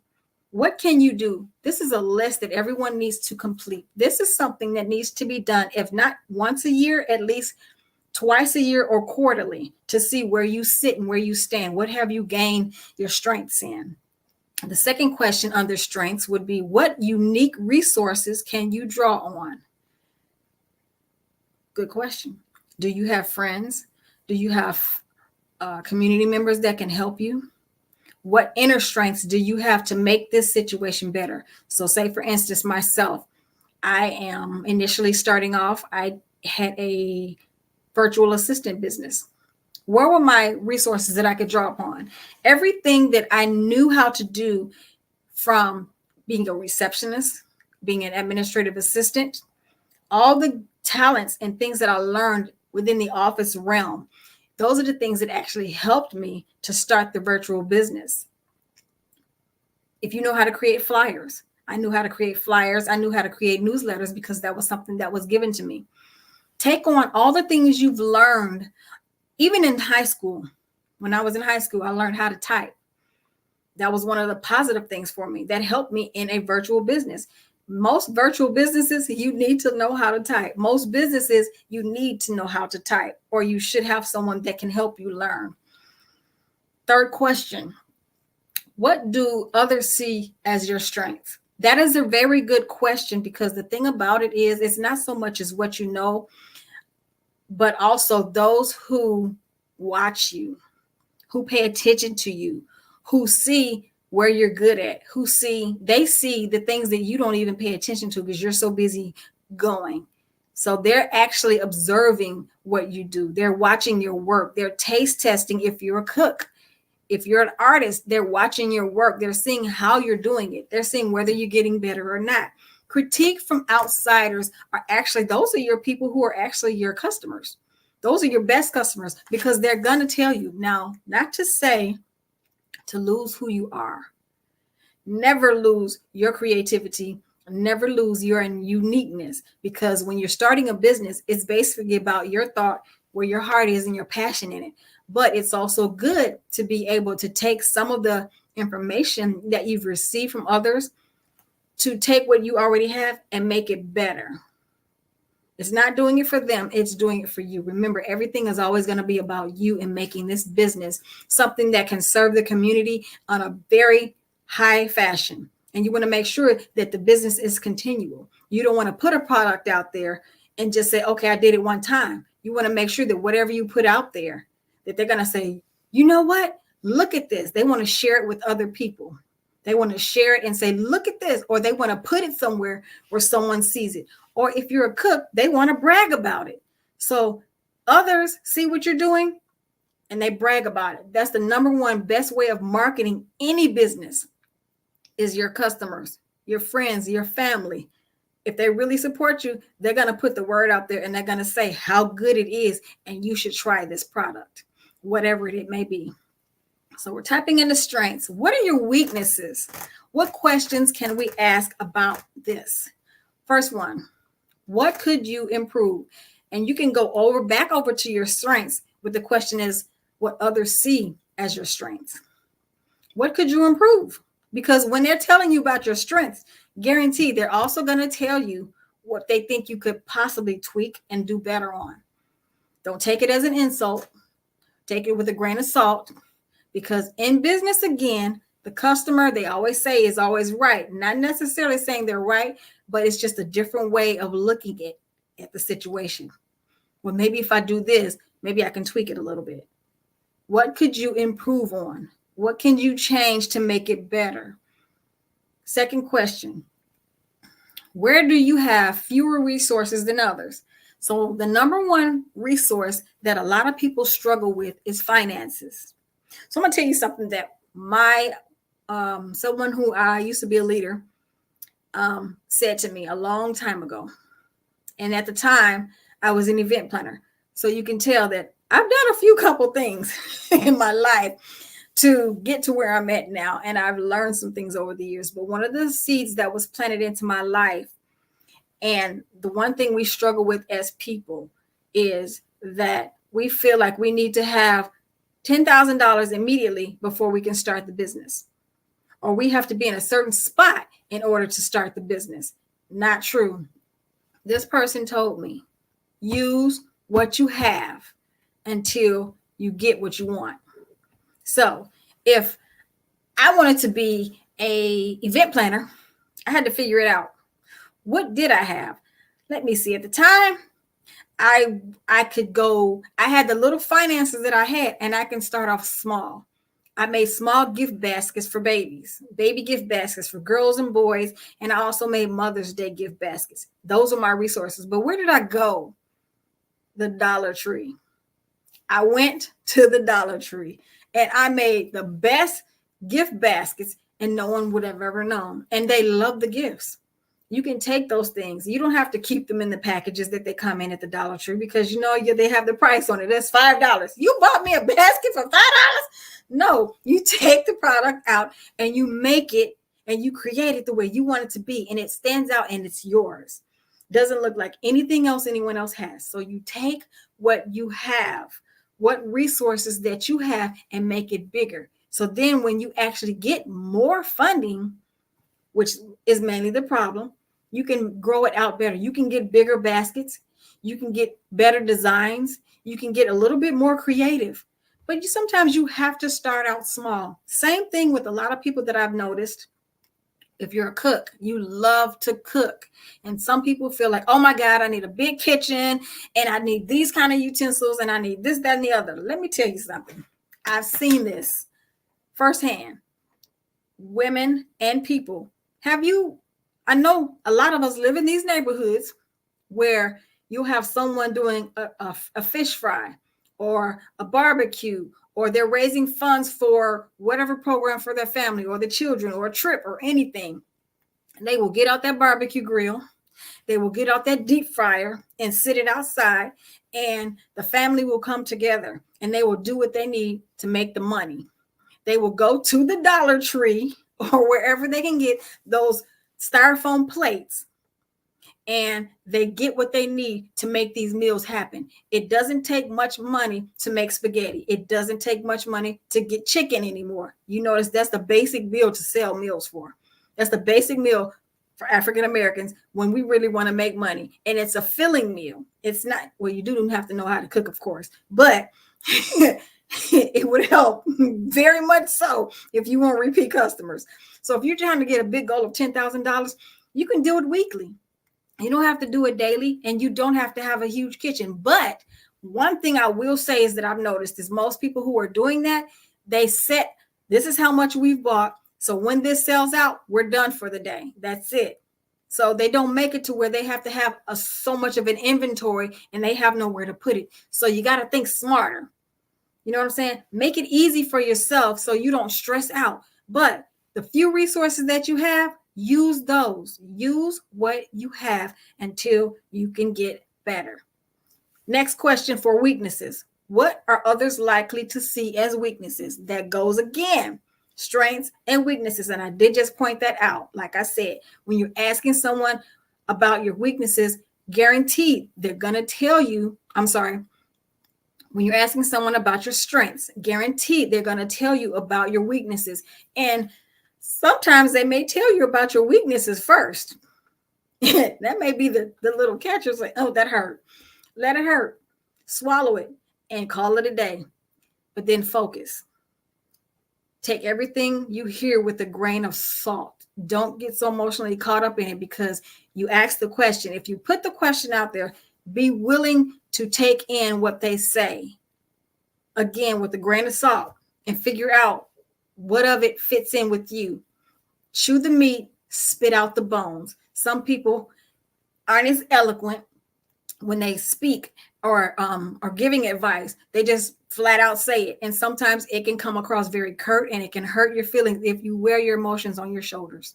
But hear what they have to say and take what you need from it and leave the rest alone. Don't get upset. Don't get mad. Just say thank you. And then you go to work. You work on your strengths and you work on your weaknesses. So what does that bring me to? Opportunities. That's the O. So, what opportunities are open to you? Going back to some of the things that I had around me when I was being an event planner at the time.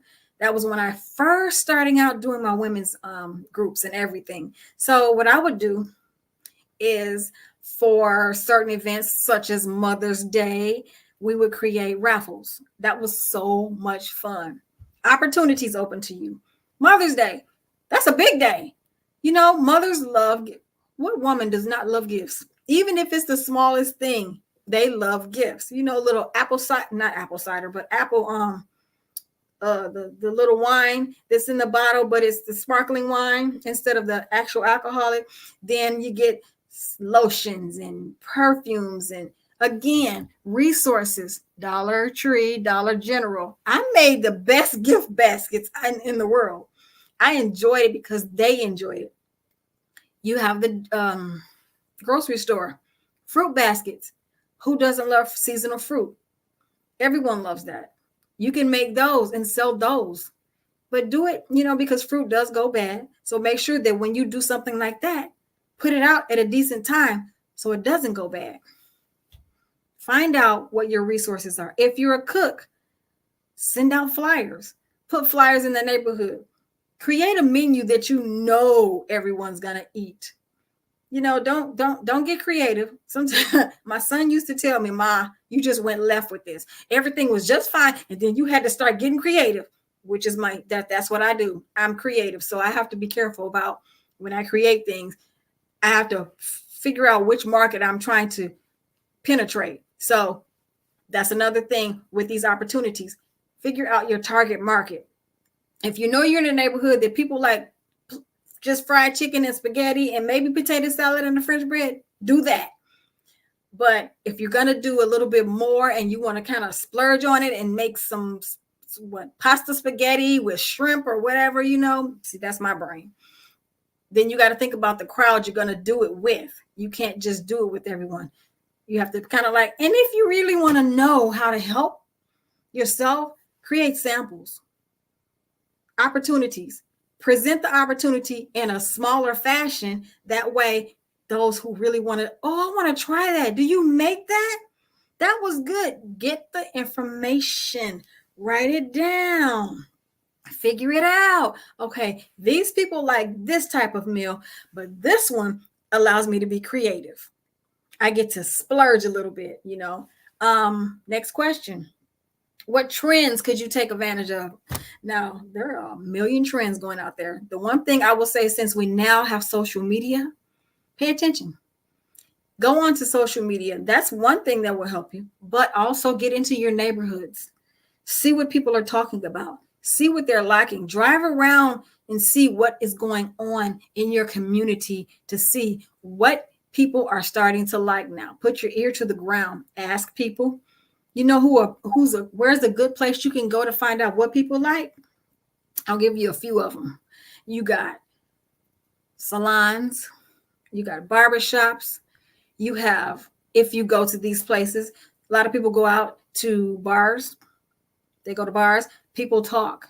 These are the places people talk all the time. Places that people frequent. Go to the gas station, just go in there and you will hear someone talking, pumping your gas. Pay attention.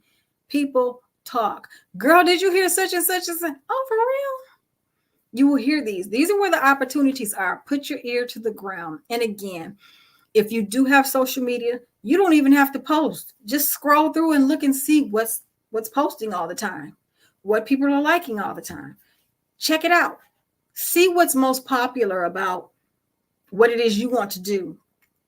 You know, find out who's doing it and then follow their pages. Listen to them and see what they're doing. What's the most popular? You know, use Google.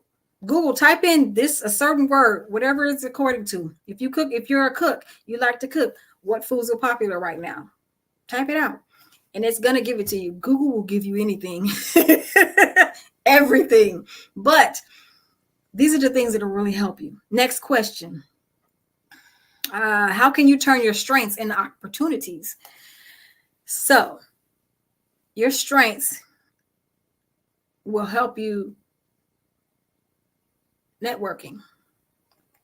I'm thinking, when I'm talking about this, I'm thinking of myself and what I had to do. My strength was the gift of gab. Can talk, and I'm friendly with people. I love to laugh. I love to engage with people. I love to hear people. So that was one of my strengths. That was one of my strengths even when I was a child and didn't realize that was my strength. It goes back to that age of awareness again. So what are your strengths? What is it that you like to do? And use that as your opportunity to get in with people. It was easy for me.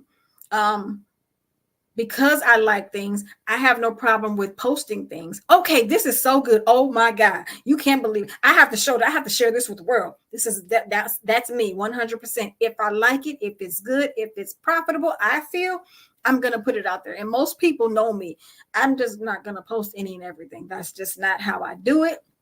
You know, most people, any human in the world, if they like it, they're going to talk about it. If enough people talk about it, it's going to get talked about. So whatever your strengths are, use those to network. Use those to get it out there to people. Start talking to people. Start getting to know people. Start making friends.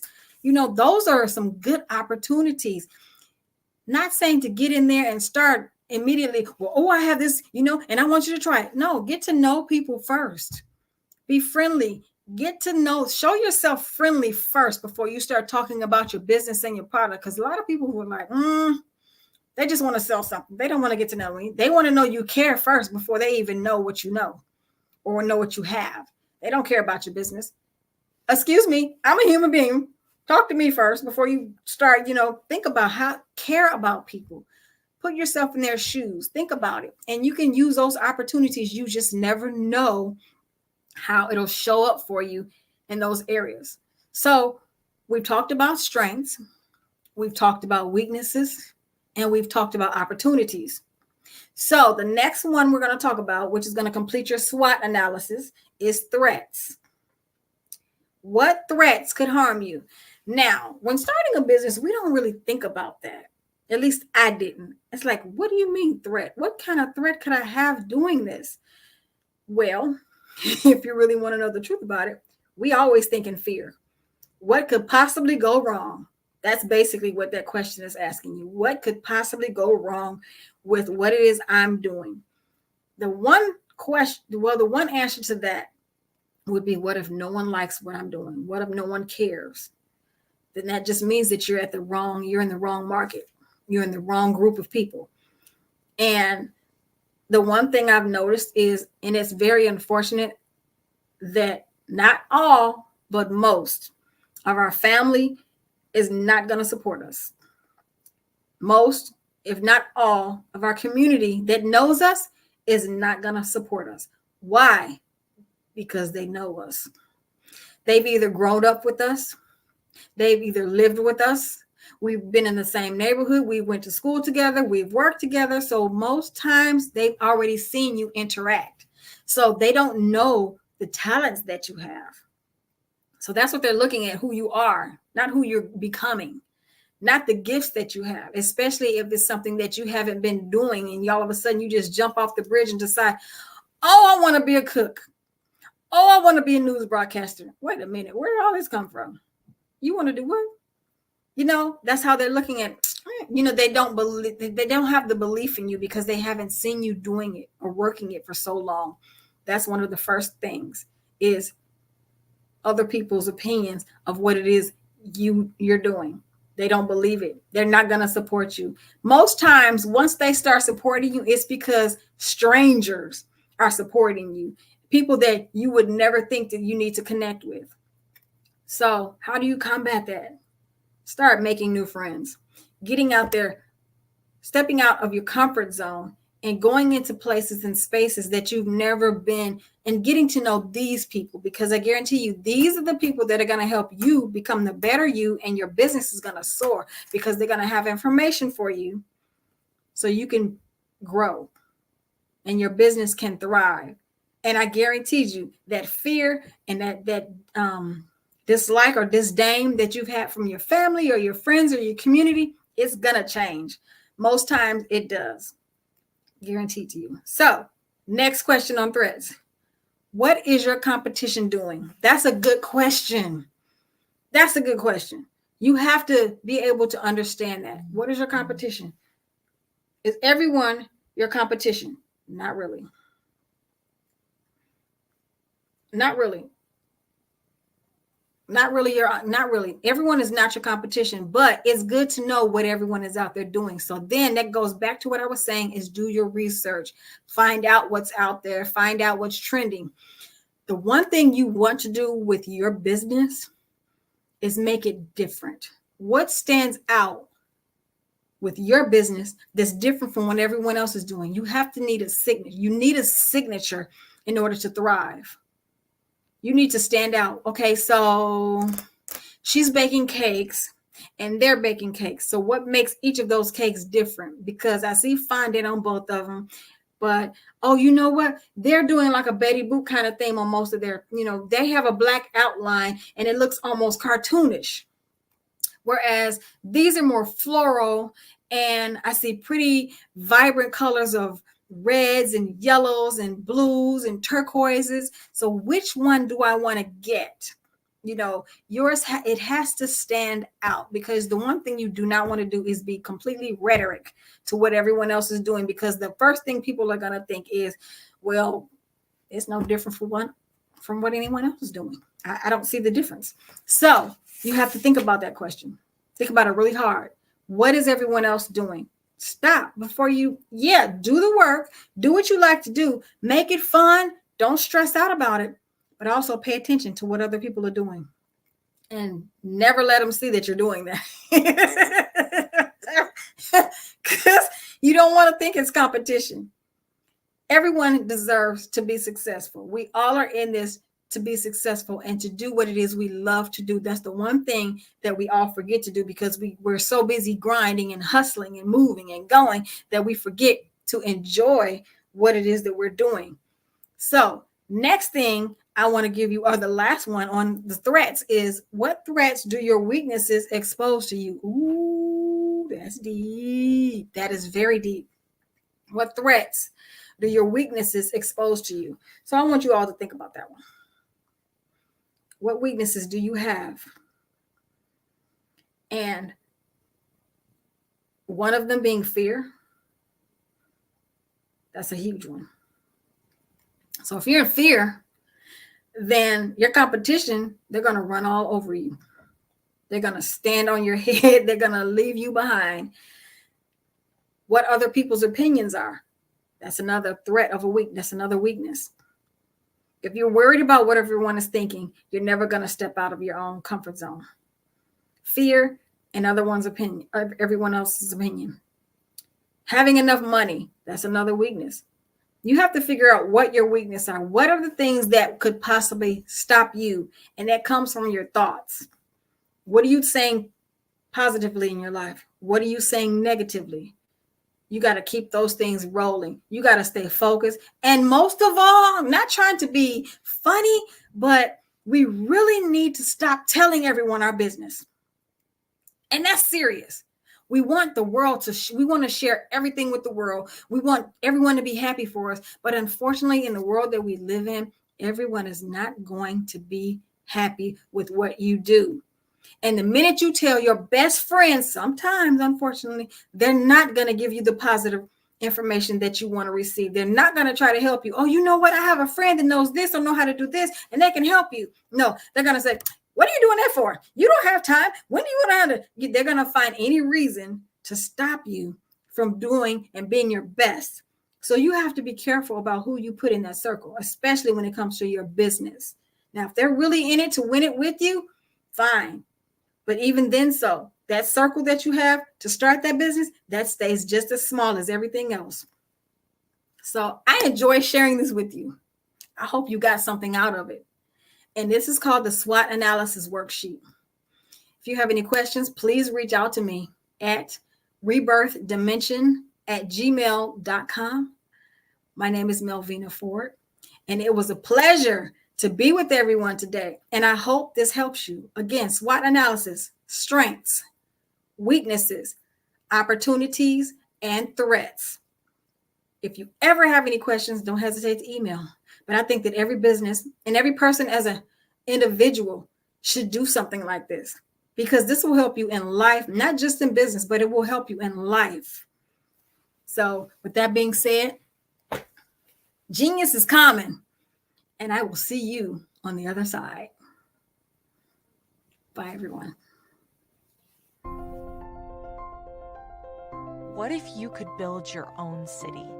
A place where every child can find nurturing people to help them achieve their full potential. A place where every adult can access job training support. Where health education is abundant. Where social justice ruled the land. A place without limitations. Welcome. You have arrived at STEM City USA. It is what every city should be. A safe and trusted community where you find people and resources to help you become everything you are and beyond. STEM City is unlike anything you have ever experienced. It is a digital twin of the world around you, only better. STEM City is about energy and soul renewal. It is more than a digital world. You can almost feel the power of live cultural events, music, and theater. STEM City promises a better future for children with caring mentors and hands-on activities with dedicated tutors to support our youth. STEM City is your passport to a healthy lifestyle with weekly events addressing our community's many issues. STEM City is your financial well-being with helpful information on wealth management, career advancement, job training, and so much more. STEM City is the community you deserve. It is the city where your dreams can come true. STEM City USA, a place in the sky that is accessible to all who reach for the stars.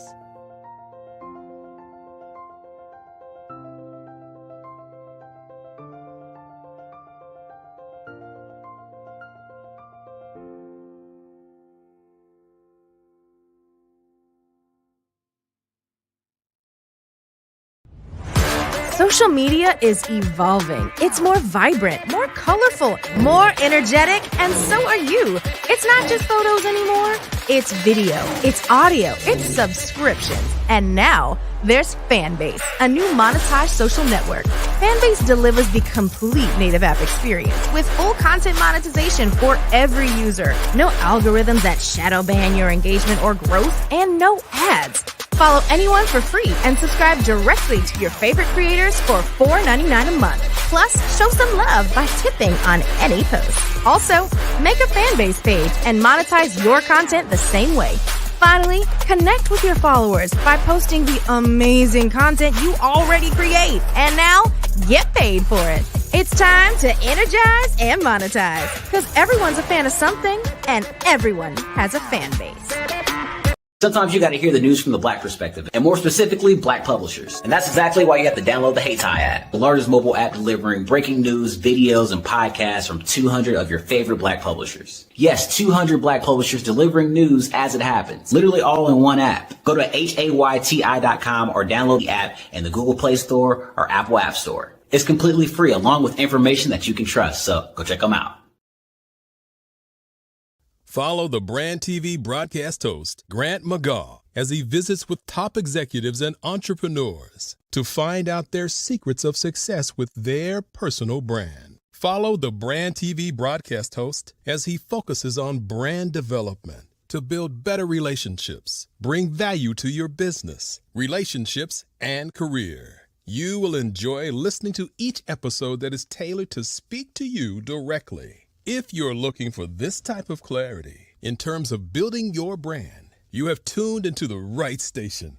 Each episode will help you to shape a conversation in the 5-star BDM network of 20,000 professionals and become a springboard for your corporate engagement and business opportunities. Each guest will frame their story in the areas of personal branding, business development, career development, financial empowerment, and technology innovation. Grant McGaugh explains why he is the CEO and owner of his own professional career. Grant is an accomplished business leader and entrepreneur. who wants to give back to individuals to grow their personal brand strategy. Tune in as he weaves his story about new possibilities, while to you exceed expectations. If you love storytelling, this show will make for fun.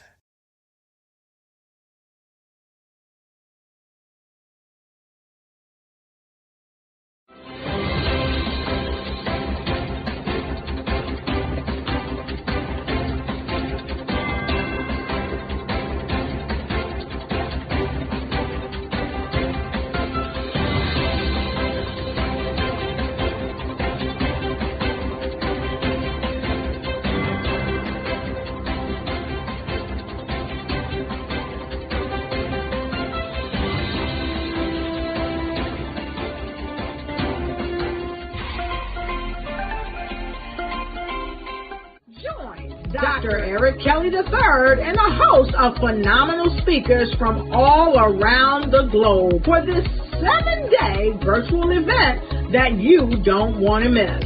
The mission of the Black Business Expo is to raise scholarship money from kids all the way from high school, all the way from college. The Black Business Olympics is one of the largest Black business showcases in the world. It is an opportunity for businesses and companies to showcase their businesses globally. We are going to be giving away laptops up to $5,000 away to students. Again, I'm Olivia Appleberry, the founder of 2 Cents Finance and one of the speakers for the expo. I am so excited to see you there. For more info, go to www.blackbusinessexpousa.com or call 919-308-9090 and hope to see you there. I am Black Business. From the moment I wake until the time I sleep. Yes, I am Black Business. I am Black Business. Tell me, are you Black Business? I am Black Business. Do you support Black businesses? Listen, I support Black business because I am Black Business. Black Business Expo, one of the largest business showcases in the history of Black business in the world. The world! Sign up today at www.blackbusinessexpousa.com or call 919-308-9090. I am Black Business. I am Black Business. From the moment I wake until the time I sleep, I am Black Business. I am Black Business. Are you Black Business? I am Black Business. Do you support Black businesses? I support Black business because I am Black Business. Black Business Expo, one of the largest business showcases in the history of Black America in North Carolina. Join Dr. Eric Kelly III and a host of phenomenal speakers from all around the globe for this 7-day virtual event that you don't want to miss. The mission of the Black Business Expo is to raise scholarship money from kids all the way from high school, all the way from college. The Black Business Olympics is one of the largest Black business showcases in the world. It is an opportunity for businesses and companies to showcase their businesses globally. We are going to be giving away laptops up to $5,000 away to students. Again, I'm Olivia Appleberry, the founder of 2 Cents Finance and one of the speakers for the expo. I am so excited to see you there. For more info, go to www.blackbusinessexpousa.com or call 919-308-9090 and hope to see you there.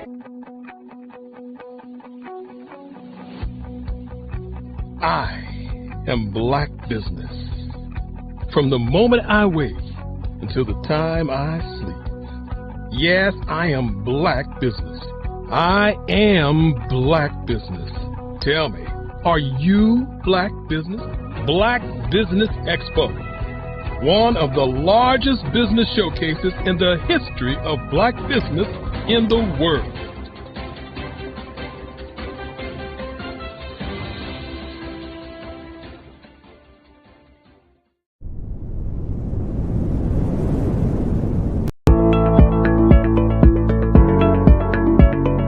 Prepare for what's coming and dominate in economic winter.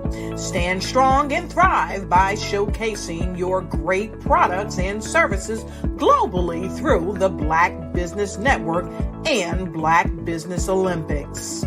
The Black Business Network has showcased over 2,000 companies with over $7 billion in sales each year. Over 10 million attendees have viewed the rebroadcast each month. Through the Black Business Olympics, unique styles of business training and mentoring are turning students into business owners and entrepreneurial warriors who will dominate in any economy. Gain the ultimate advantage of the Black Business Olympics, 7 days of unbelievable topics and speakers speaking around the globe. Donate your time and experience to provide expertise and scholarships to students worldwide and change the world. Now, more than ever, new insights, tools, strategies, and capabilities are needed. This is your chance for a major presentation to the world. Fill out the form and join the more than 2,000 speakers who have presented to over 200 countries. Join the Black Business Network streaming live into the Metaverse, STEM City, Black Multiverse Enterprises, Hulu, Amazon, YouTube, iHeartRadio, Apple, Facebook, LinkedIn, Pod TV, IBM TV, Spotify, and Google Podcasts. Sign up today. Spaces are limited, and we will see you there.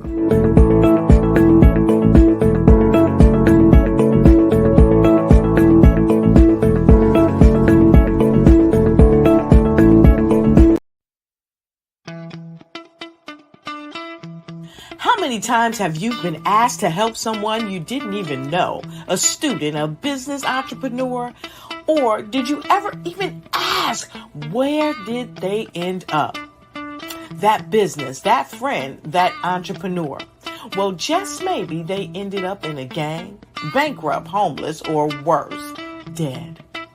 Maybe they turned to crime, drugs, and alcohol. Did you ever wonder? Did you destroy their dream, or was your life always so easy? At the Black Business Olympics, we started a movement to help students complete. Give them hope and foster success. Help them to leave their dreams of providing laptops, computers, and up to $5,000 in scholarship funds. Today, we ask you to help a student, a business owner, or an entrepreneur to realize their dream by sponsoring them, supporting them, and buying from them. Consider this. With $1.6 trillion in our Black community, we only ask for a small donation for our students, our businesses, and our entrepreneurs. And you can change a life today. So I ask you, what are you going to do? Sit on the sideline and watch our students in high school be leaders, miss out on their dreams from lack of resources? Or are you going to donate to the movement and change their future and yours as well? Give us a call today at 919-308-9090. Change their life by investing with action to the Black Business Olympic Fund. The Black Business Olympics, one of the largest business showcases of Black business in the history of the world.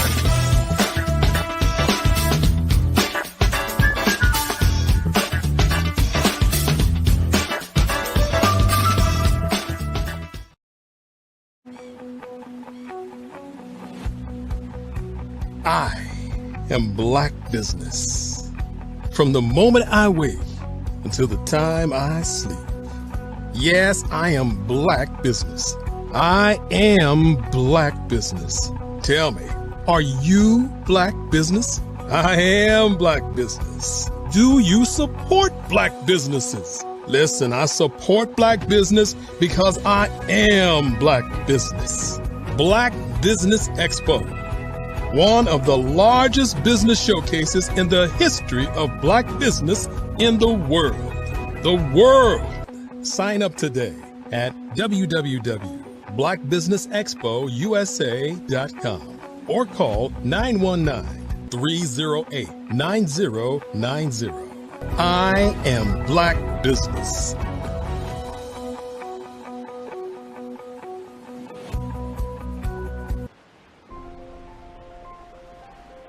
What if you could build your own city? A place where every child can find nurturing people to help them achieve their full potential. A place where every adult can access job training support, where health education is abundant, where social justice ruled the land. A place without limitations. Welcome. You have arrived at STEM City USA. It is what every city should be. A safe and trusted community where you find people and resources to help you become everything you are and beyond. STEM City is unlike anything you have ever experienced. It is a digital twin of the world around you, only better. STEM City is about energy and soul renewal. It is more than a digital world.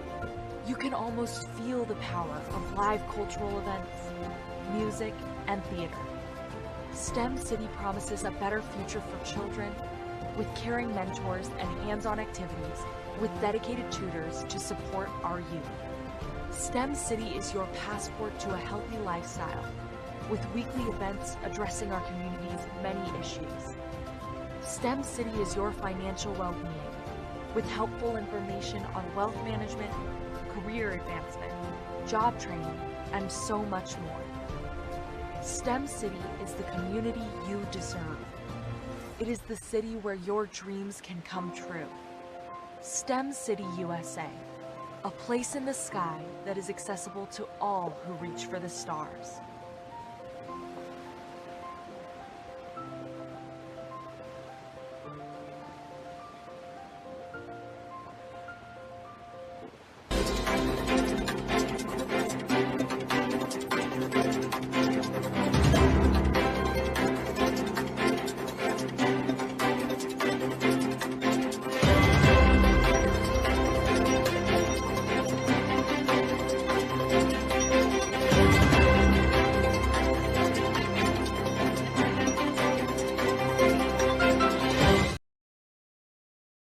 I'd like you to imagine with me, if you will, opening an app where you can collaborate with like-minded individuals from around the world, get inspiration and in-app tools to launch and grow your business, as well as share your knowledge and earn compensation, all in one app. Well, the name of that app is Truso, short for Truly Social. Hi, I'm Matthew Newman, the founder and CEO of Truso, a new concept in social media. Truso is designed from the ground up to be a platform that's both social and empowering for all its users. How exactly do we do that? I'm glad you asked. First, Truso brings the world together via video. Psychologists assert that video provides a significantly more effective connection than audio only. When you enter a community on Truso, you're face to face. Second, on Truso, you don't have to have 1 million followers to monetize. Our business model allows all hosts and moderators to monetize, no matter the size of your following, by 1, producing fee-based content, and 2, inviting others to join the platform as subscribers. Even more, Truso has an in-app resource library with over 100 free resources, forms, and documents to help you build your brand and grow your business. Third, Truso is inclusive. The deaf and hard of hearing communities make up 360 million people worldwide. Unlike audio-only apps, Truso embraces this community, providing a networking platform that allows them to participate via video and closed captioning. We even have a deaf and hard of hearing foundation in the works as well. Fourth, Trousseau is both social and safe. We refer to Trousseau as a virtual extension of the beauty shop, barbershop, and brainchild of the community. A place where there's laughter, along with wisdom, growth-oriented conversation, and genuine connections in a safe space. Trousseau even has proprietary security to ensure we maintain a safe environment for everyone. Where are we at now? Trousseau is live, y'all. We've launched in beta and we're acquiring users daily.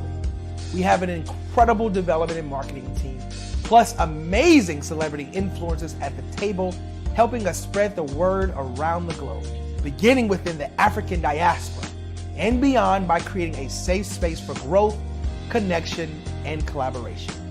We're truly excited about Trousseau. We've created something special for which there is a global market. And we invite you to embark on this journey with us as a shareholder. The future for Trousseau is truly bright. Join us and let's go there together. What if you could build your own city? A place where every child can find nurturing people to help them achieve their full potential. A place where every adult can access job training support. Where health education is abundant. Where social justice ruled the land. A place without limitations. Welcome. You have arrived at STEM City USA. It is what every city should be. A safe and trusted community where you find people and resources to help you become everything you are and beyond. STEM City is unlike anything you have ever experienced. It is a digital twin of the world around you, only better. STEM City is about energy and soul renewal. It is more than a digital world. You can almost feel the power of live cultural events, music, and theater. STEM City promises a better future for children with caring mentors and hands-on activities with dedicated tutors to support our youth. STEM City is your passport to a healthy lifestyle with weekly events addressing our community's many issues. STEM City is your financial well-being with helpful information on wealth management, career advancement, job training, and so much more. STEM City is the community you deserve. It is the city where your dreams can come true. STEM City USA, a place in the sky that is accessible to all who reach for the stars.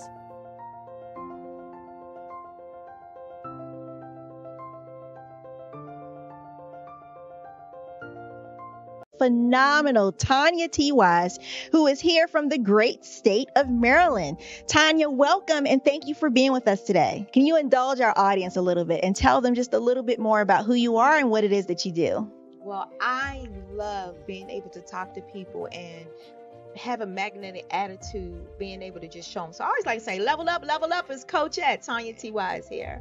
So can you tell our audience, just give them a teaser about what your presentation will be about?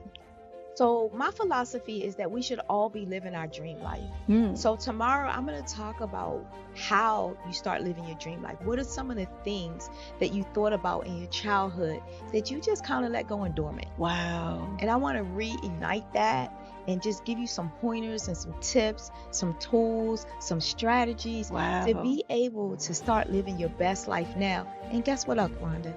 And leave it inheritance for your legacy. Oh my goodness. Okay, I know that's resonating with a lot of people. I've heard that you have a dynamic coaching program. Can you tell us a little bit more about that? Absolutely. So our coaching program help people that have the lack of time, that lack strategies, and lack the confidence to go after their dream life. So we help them implement tools, we help them implement strategies, as well as give them resources so that they can live their best life now and leave that inheritance. Wow. Oh, I love that. I love the leave the inheritance part. Listen, you are dropping some major nuggets, and I know a lot of what you're saying is resonating with a lot of people, but I think we're all curious, how did you even make this transition into the speaking and coaching arena? What's the story behind this? So I started out in finance, and I realized that a lot of people don't necessarily go after their dream life because of the lack of finances or the education behind finances. But it wasn't until I lost my firstborn, my only son, that life changed for me. And where I was going after it all, living the corporate life, hit my 6-figure income and living in my dream house with my dream man, driving my dream car. I nearly lost it all when I lost my son. And so I realized it only takes one financial catastrophe that can change your entire life. That's what made me start All New Beginnings. Because no matter what's going on in life, there's a new beginning. And because of that, we develop a program called Wise Minded. My little slogan is, don't just dream it, let's live it. If they want to connect with you or work with you, what is the best ways for them to be able to do that? Well, for my social media guru, you can connect with me on every single social media platform as Tanya T. Wise.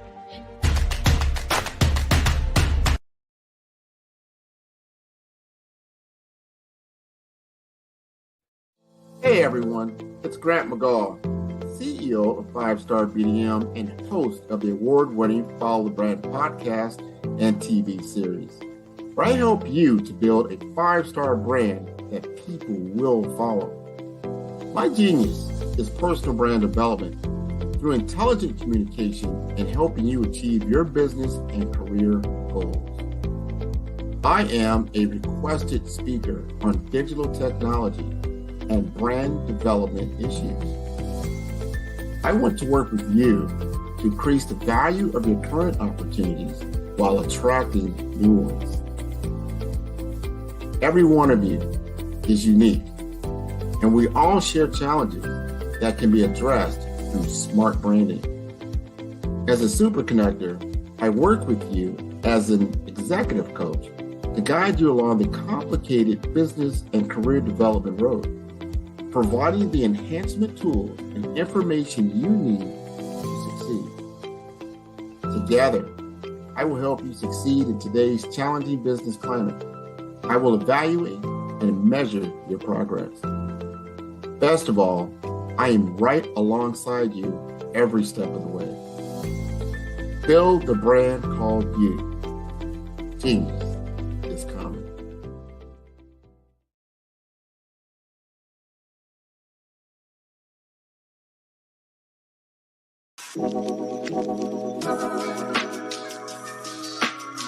The African company and the African CEO is making a conscious decision to bring on someone external to the continent versus bringing on someone who is from Ghana or Kenya or South Africa.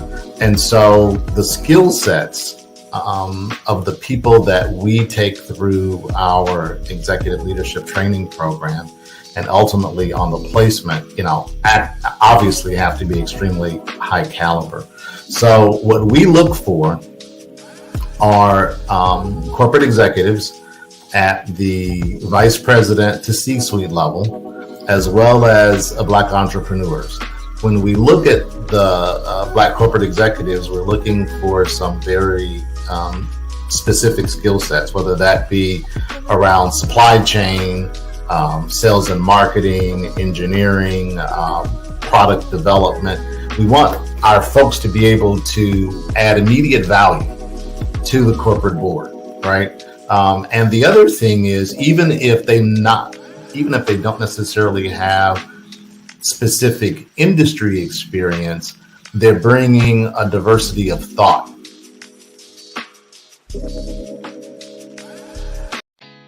Did you know women represent just 3% of Fortune 500 CEOs and less than 15% of corporate executives at top companies worldwide? Have you wondered what the secrets are to getting into the top ranks, whether in the private or public sector? Do you want to figure out how to stop being held back in your career or passed over for promotion? Then you're in the right place. Hi, I'm Dr. Madeline Ann Lewis, President and CEO of the Executive Women's Success Institute.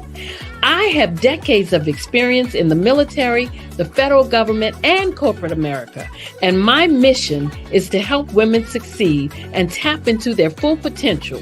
I want to reach 1 million+ women around the world to become the leaders they are meant to be. So if you want to move into a management or executive level position, or maybe you are a female veteran transitioning out of the military into business entrepreneurship, then reach out to the Executive Women's Success Institute at 301-693-3284. Let us get you on the fast track to success.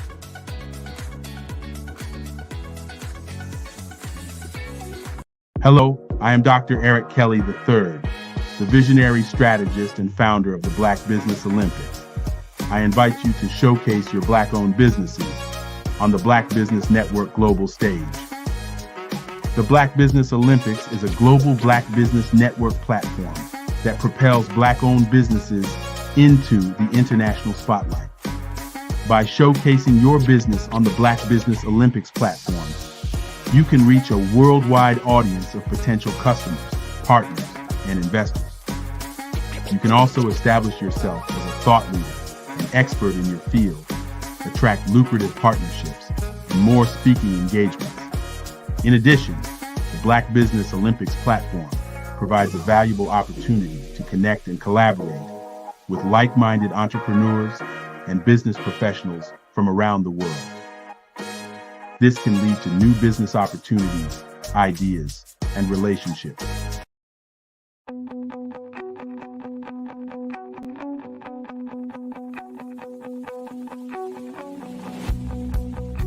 I am Black Business.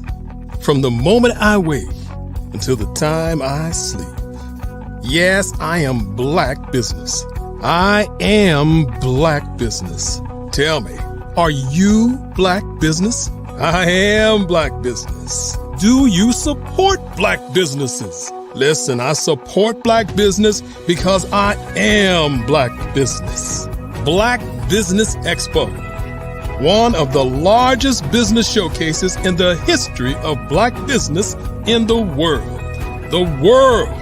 Sign up today at www.blackbusinessexpousa.com or call 919-308-9090. I am Black Business.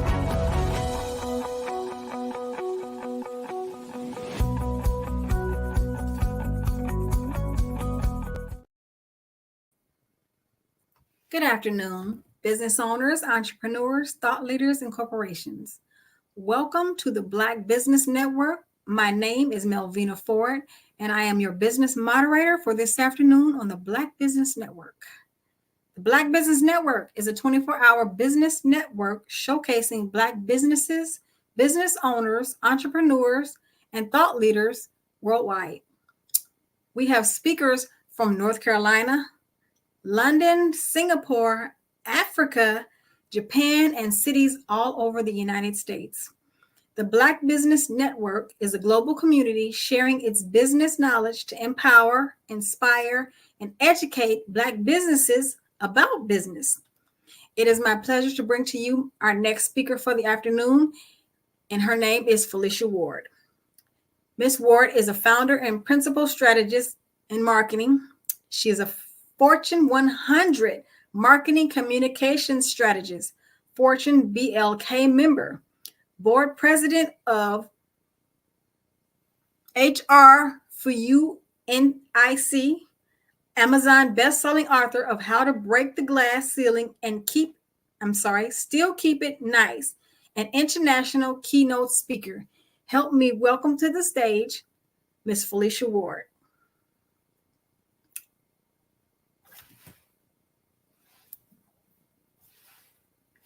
I'm sorry, Ms. Felicia, can you turn your volume up? There you go. Sure. Hi there. How are you doing today? I'm fine, Melvina. Thank you so much for the wonderful introduction. I'm happy to be here today. You are so welcome. Genius is common, and we shall see you on the other side. Thank you.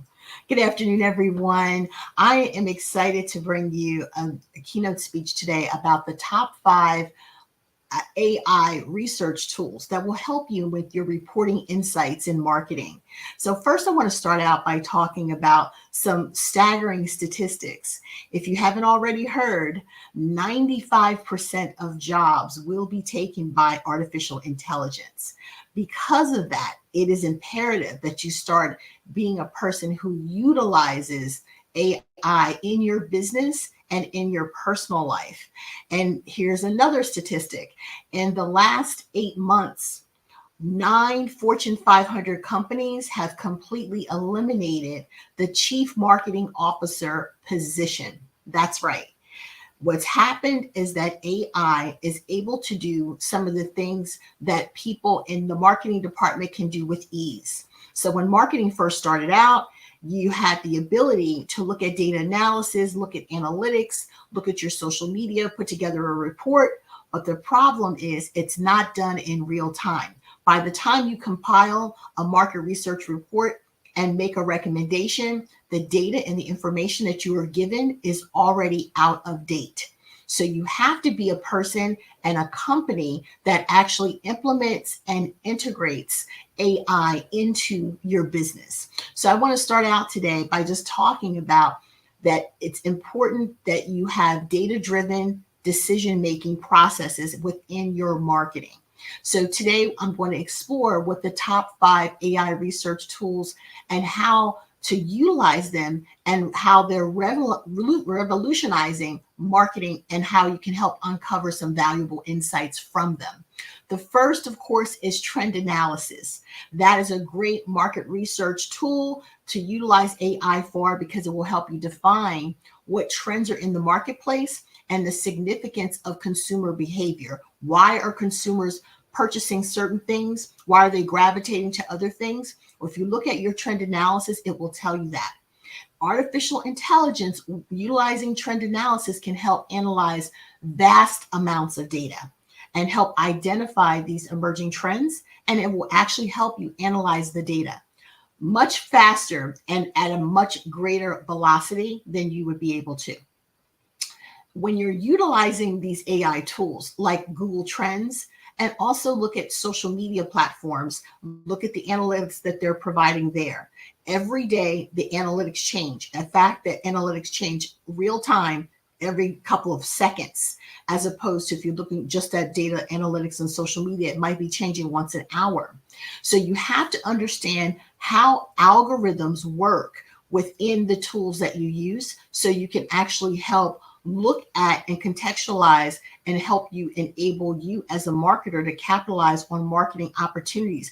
You're able to see trends, and you're also going to be able to see patterns in your research. The second AI data tool that you should be using marketing for is contextual analysis. Now, contextual analysis will actually help you as a marketer understand the nuances of your consumer conversations that people are having, to put things in context so it can be more relevant to the recommendations that you might be making. So you want to use AI to apply and adapt what has been learned in skills and knowledge. The adaptability is how AI learns. It's called machine learning.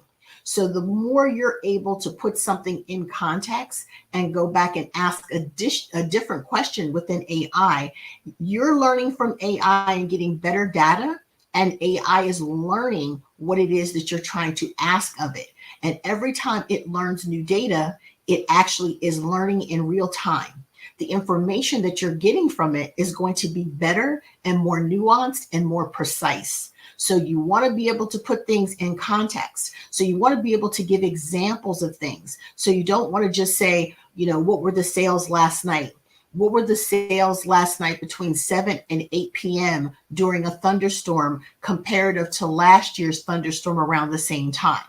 Being more specific with the prompts that you're asking will give you much better data. It will also teach AI as a tool what types of things that you're looking for. It starts realizing that you're asking on an ongoing basis for a specific niche of information. It will start compiling more information within that niche for you. So you want to be able to apply it and then, of course, put it in context. Putting it in context is just so important. So you want to use AI tools like natural language processing, otherwise known as NLP, because it has algorithms and it also has sentiment analysis. So it's looking at the data, but it's also looking at what consumers are saying and talking about. So the two combined together, it's able to put together a better data-driven report for you so that you can make a better decision.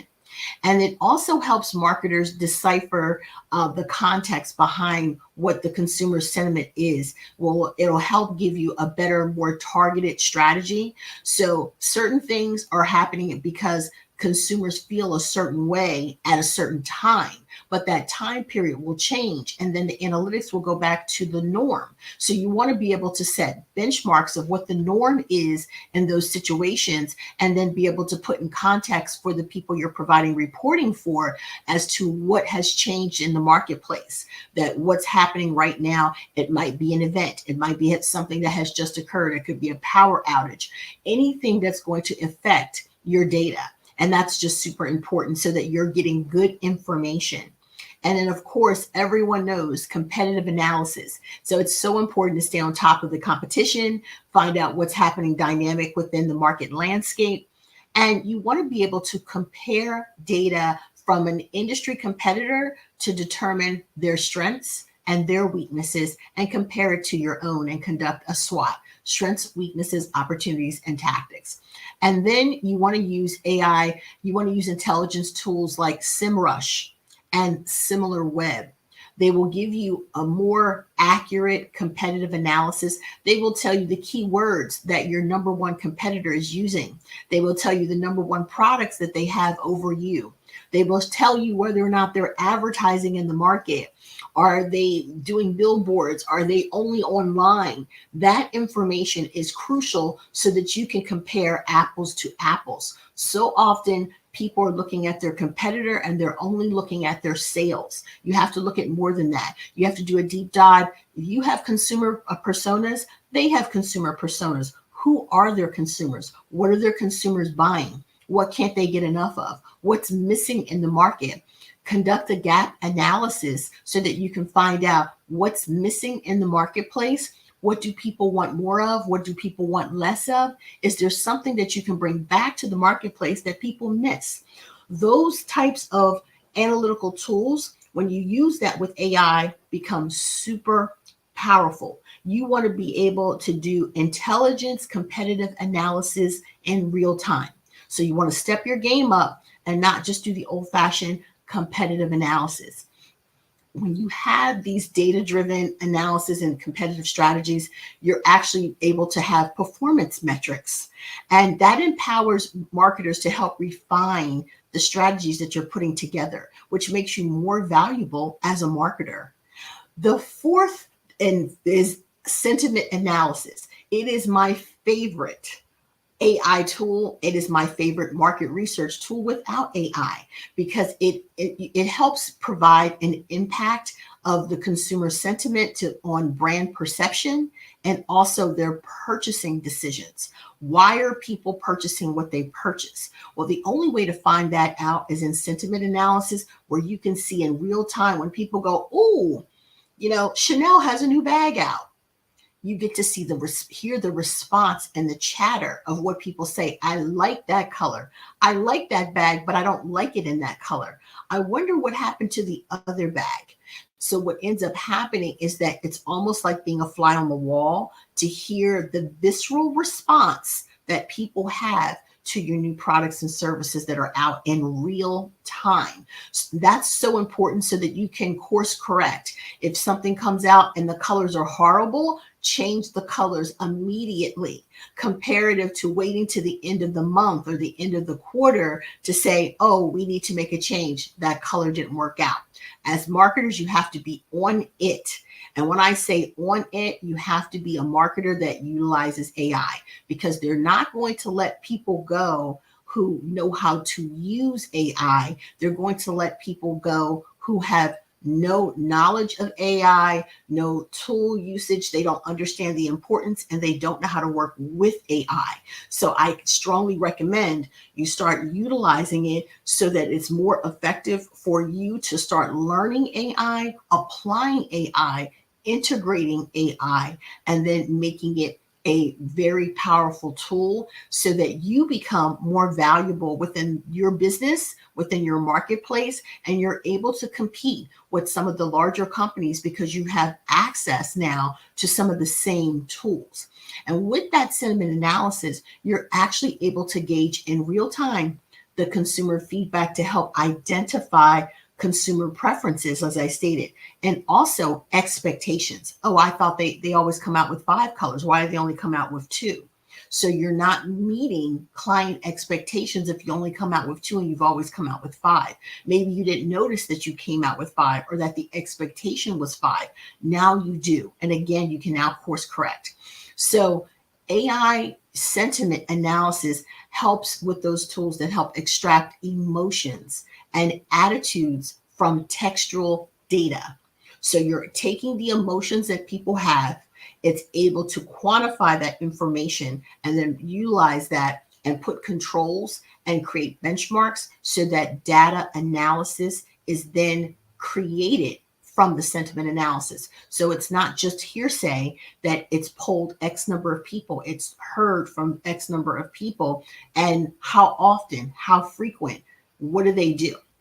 And then with that sentiment analysis, you're able to actually help address potential issues proactively. So if something comes out and say it was sourced in a country that is not conducive or in alignment with your company values, you're able to change immediately or have a statement ready to say that you realize that that company is no longer in alignment with your core values and you will no longer be working with that company. And now you have partnered with a different company.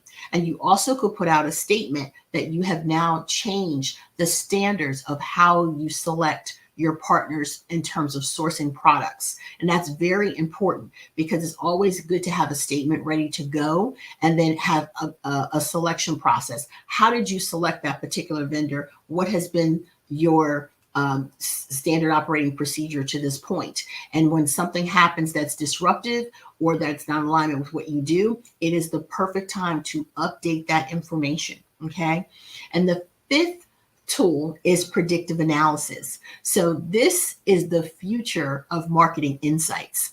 When you have predictive analysis, it can help leverage all your historical data of what's been done in the past and add in machine learning algorithms so that the AI can go back to your historical data and study what you have done in the past and then help forecast what you plan on doing in the future. And then take the existing trends that are trending at the moment and then look at consumer behavior of what's been done in the past, what's trending right now, and what your actual strategies and plans are for the future. And it can putting all of those things together combined, they were able to have an actual strategy and recommendation, and you're able to do proactive and make proactive decisions. So when you use AI as a predictive model, like think about IBM Watson and Salesforce Einstein are things and tools, AI tools that are so powerful that the nexus of how AI was formed was one of the great chess players in another country start playing and learning. IBM Watson learned and lost against the chess players until it started winning because it needs to actually learn. So I could let you know that it sounds scary that 95% of our jobs are going to be taken by AI. But what's helpful is that AI still needs us as humans because of the machine learning. There are so many different things that humans do that it needs us to actually learn from us.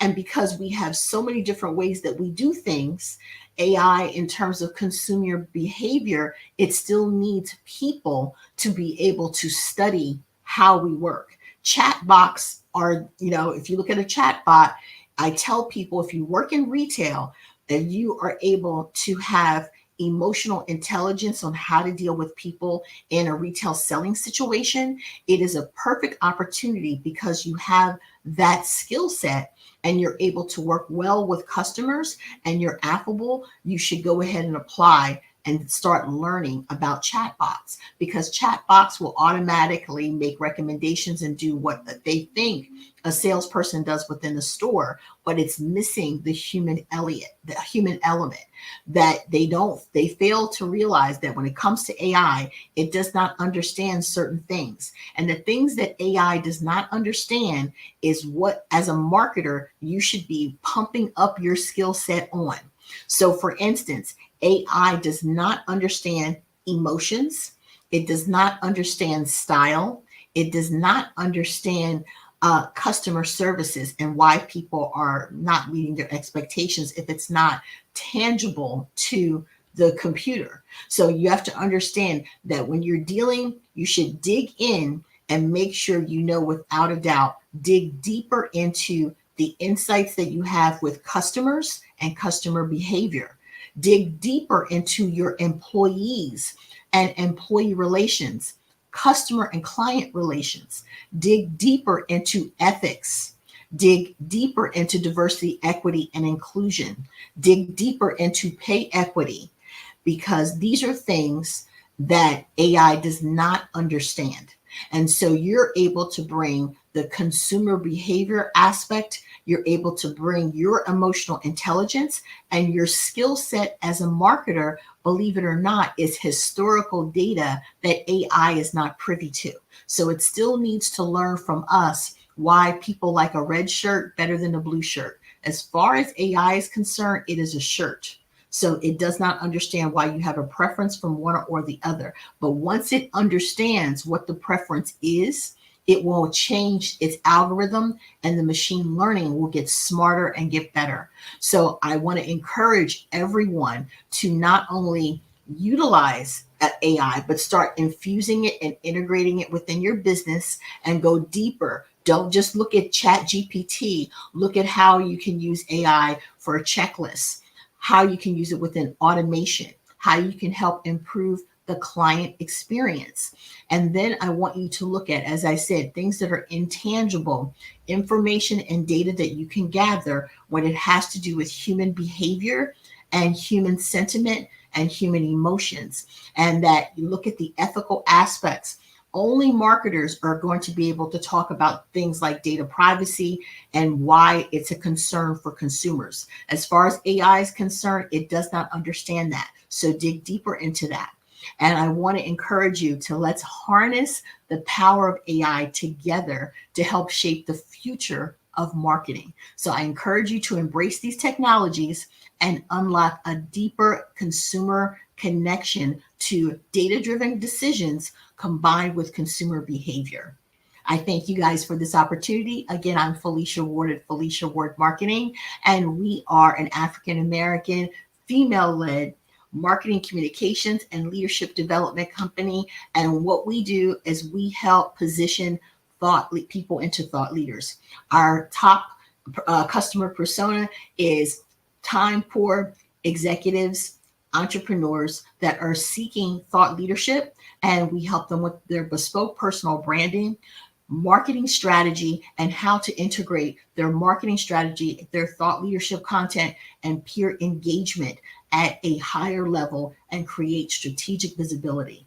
So I thank you guys and have a wonderful day. Back to you, Malvina. Thank you for coming on the show. We appreciate everything that you're giving, all the wonderful nuggets. I just wanted to ask you a couple questions, if that's okay. Sure. So when it comes to AI and marketing, that is really good. So how much business gets distributed? You know, how much of it is, how many businesses are actually using AI? That's the problem, is that if you look at Fortune 500 companies and Fortune 100 companies, the differential is the Fortune 100 companies start utilizing AI immediately. And as a result, They're replacing the chief marketing officer. But then within the Fortune 500 companies, they have about 35 to 40% of companies that are actively using AI, but the number is increasing more and more because your competition is not just your competition. Your competition is starting to leave you in the dust. So people have no alternative than to start fast pacing and fast tracking their use of AI so it can be bumped up to 50 or 60%.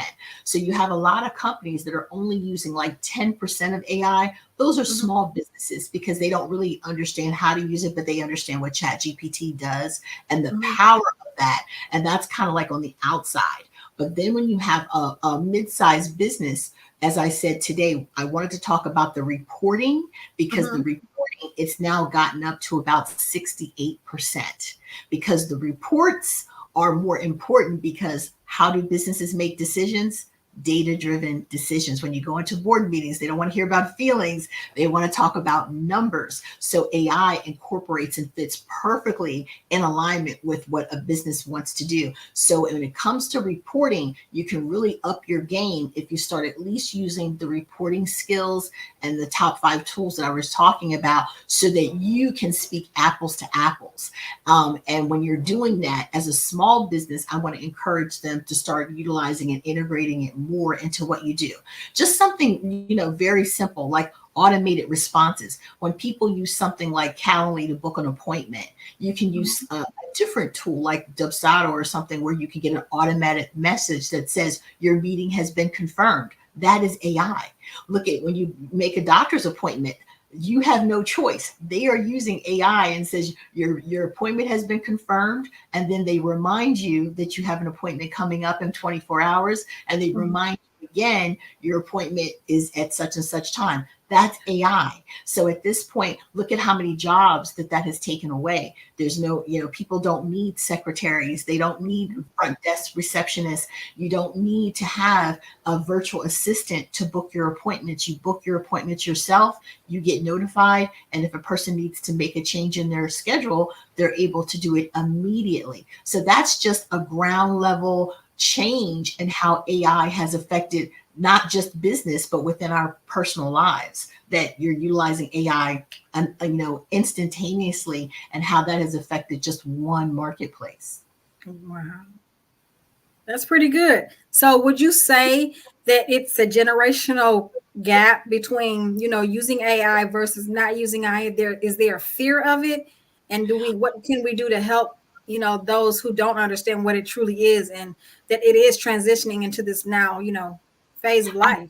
I do think that in some cases there's a generational gap because people that did not grow up utilizing their phones, waking up and using their phones. And that's another perfect example.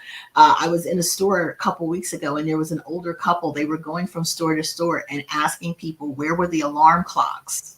They couldn't find alarm clocks. They were going from store to store and they couldn't understand why people weren't selling them. And I held up my phone. I was like, because people have the phone. They check their phone is a mini computer to do so many different things. And so they didn't realize how it impacts society. So when I said to the older couple, people have their alarm on their phone, and I showed the gentleman, he said, I didn't know my phone could do that. So it's a matter of knowledge. And I said, and that's why so many people don't wear watches anymore. Remember, the watch people wear it now as a jewelry piece, where before it was a jewelry piece that was a beautiful timepiece. And I said, but the difference is when you leave your house, if you forget your watch, you're going to keep going. But if you forget your phone, you're going to turn around and come back. So to bridge the gap, I think it's really important. One of the things I do as a marketing educator, I add that in, is to give master classes and show people basic applications, because it does not help if people study something but they don't apply it. So for instance, in Japan and China, they took 2 years to try to train seniors and knowing that they wanted to go 100% mobile and have 100% be digital in their country. They took 2 years and they realized they wasted time, because what they did was they taught people in an education setting in a classroom and they taught them on a desktop computer. But when they went out, they couldn't do anything because most of the things that you're doing are on your mobile phone. So they stopped the training program and they realized that they needed to use things on the cell phone application. So I just did a masterclass the other day about QR codes so that you understand when you go out, how to open up a QR code and see a coupon, download a brochure, and then applicable things like how to book a flight on your phone, how to grocery shop online for curbside pickup. Those are all different AI applications that you need to start implementing within your daily life so that you can understand the power and the ease and why people use it. And when people get those, how to buy movie tickets online, you see more people will buy a movie ticket and get it online. And then if they have the QR code and their receipt on their phone, they're able to move forward. So the people that are standing in line, and what I tell a lot of people standing in line in Starbucks, is want to stand in line. They want to place that order. But I've noticed that. Yeah, I've noticed that. They want that. They want the drama. You know why? Because they want to hold the cup and say, I was in line for 20 minutes and I was at Starbucks. It's a culture, and I get it. It's new now, I will say. But we've come to the hour, and you know what? We can talk about this forever. Oh my God, this is a lot of information, and I think it's very valuable. But can you tell us how someone can reach out to you? Sure. You can go to my website, FeliciaWardMarketing.com. You can email me at info@FeliciaWardMarketing. I'm also on LinkedIn and also on Instagram. So please reach out to me for more marketing information so you can get into that predictive analysis and start utilizing and paying online early for things. That's how a business gets that predictive information to know how many sales they've already made every hour. So Black Business Network is perfect for getting the word out and helping people apply things now. Well, thank you. We do appreciate you coming on and sharing all of your expertise. I know it was a lot of good seeds. So genius is coming, and we will see you on the other side. Thank you again. Thank you, Malvina. You're welcome.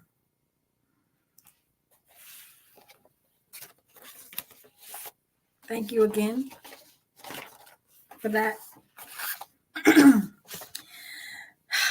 The Black Business Expo mission is to raise funds for high school seniors going to college, K through 12, entrepreneurs. This expo is a fundraiser for students. You may go to www.blackbusinessexpo.com to donate to the scholarship fund or to use the Cash App that's on the screen below and say $BBX USA. Our goal is to give laptops and up to $5,000 to 10 students. Students can register online at www.blackbusinessexpousa.com. Every dollar counts. So we want to remind you to donate to the to the scholarship today. We want to thank our Black Business Expo USA sponsors for March 2024. And these are the names of our sponsors: NC100, Moody Capital Partners, Suede Soul, Lotus Richey Coaching and Training, Carolina, Virginia Minority Supplier Development Council, Step Management, The Hello LLC, Barbara H. Smith LLC, Margie McLean Foundation Incorporated, Genius is Common, Earth Essentials, 5-Star, BDM Media, Milani Shani Global, and I may be saying that wrong, but please forgive me. Executive Women's Success Institute, the Quality Coaching Company, Superwoman Business Services, Creative Force Studios, Lee Entertainment, Artistic App Design, Black Business Expo USA. And again, Genius is Common, and I'll see you on the other side. Thank you.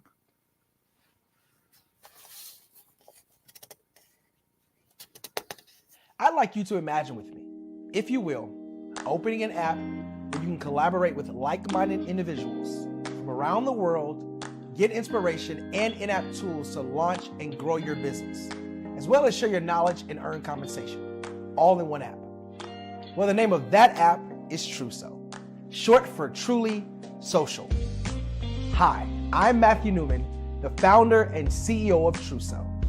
A new concept in social media, Truso is designed from the ground up to be a platform that's both social and empowering for all its users. How exactly do we do that? I'm glad you asked. First, Truso brings the world together via video. Psychologists assert that video provides a significantly more effective connection than audio only. When you enter a community on Truso, you're face to face. Second, on Truso, you don't have to have 1 million followers to monetize. Our business model allows all hosts and moderators to monetize, no matter the size of your following, by 1, producing fee-based content, and 2, inviting others to join the platform as subscribers. Even more, Truso has an in-app resource library with over 100 free resources, forms, and documents to help you build your brand and grow your business. Third, Truso is inclusive. The deaf and hard of hearing communities make up 360 million people worldwide. Unlike audio-only apps, Truso embraces its community, providing a networking platform that allows them to participate via video and closed captioning. We even have a deaf and hard of hearing foundation in the works as well. Fourth, Truso is both social and safe. We refer to Truso as a virtual extension of the beauty shop, barbershop, and brainchild of the community. A place where there's laughter, along with wisdom, growth-oriented conversation, and genuine connections in a safe space. Truso even has proprietary security to ensure we maintain a safe environment for everyone. Where are we at now? Truso is live, y'all. We've launched in beta and we're acquiring users daily. We have an incredible development and marketing team, plus amazing celebrity influencers at the table, helping us spread the word around the globe, beginning within the African diaspora and beyond by creating a safe space for growth, connection, and collaboration.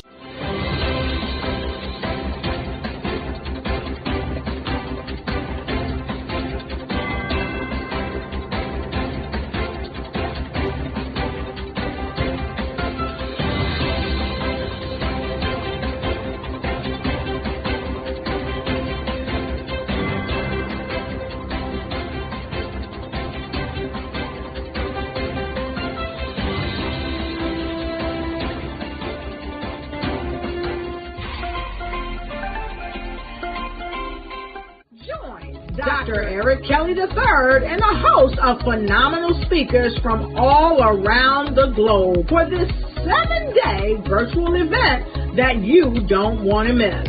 The mission of the Black Business Expo is to raise scholarship money from kids all the way from high school all the way from college. The Black Business Olympics is one of the largest Black business showcases in the world. It is an opportunity for businesses and companies to showcase their businesses globally. We are going to be giving away laptops up to $5,000 away to students. Again, I'm Olivia Appleberry, the founder of 2 Cents Finance and one of the speakers for the expo. I am so excited to see you there. For more info, go to www.blackbusinessexpousa.com or call 919-308-9090 and hope to see you there. I am Black Business. From the moment I wake until the time I sleep. Yes, I am Black Business. I am Black Business. Tell me, are you Black Business? I am Black Business. Do you support Black businesses? Listen, I support Black business because I am Black Business. Black Business Expo, one of the largest business showcases in the history of Black business in the world. The world! Sign up today at www.blackbusinessexpousa.com or call 919-308-9090. I am Black Business. I am Black Business. From the moment I wake until the time I sleep. I am Black Business. I am Black Business. Are you Black Business? I am Black Business. Do you support Black businesses? I support Black business because I am Black Business. Black Business Expo, one of the largest business showcases in the history of Black America in North Carolina. Join Dr. Eric Kelly III and a host of phenomenal speakers from all around the globe for this 7-day virtual event that you don't want to miss. The mission of the Black Business Expo is to raise scholarship money from kids all the way from high school, all the way from college. The Black Business Olympics is one of the largest Black business showcases in the world. It is an opportunity for businesses and companies to showcase their businesses globally. We are going to be giving away laptops up to $5,000 away to students. Again, I'm Olivia Appleberry, the founder of 2 Cents Finance and one of the speakers for the expo. I am so excited to see you there. For more info, go to www.blackbusinessexpousa.com or call 919-308-9090 and hope to see you there. I am Black Business. From the moment I wake until the time I sleep. Yes, I am Black Business. I am Black Business. Tell me, are you Black Business? Black Business Expo, one of the largest business showcases in the history of Black business in the world.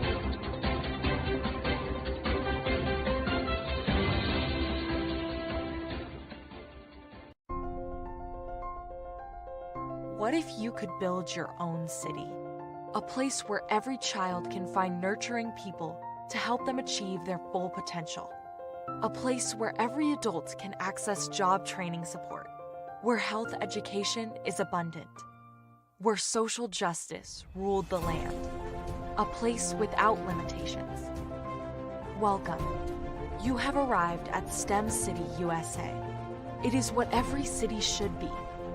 A safe and trusted community where you find people and resources to help you become everything you are and beyond. STEM City is unlike anything you have ever experienced. It is a digital twin of the world around you, only better. STEM City is about energy and soul renewal.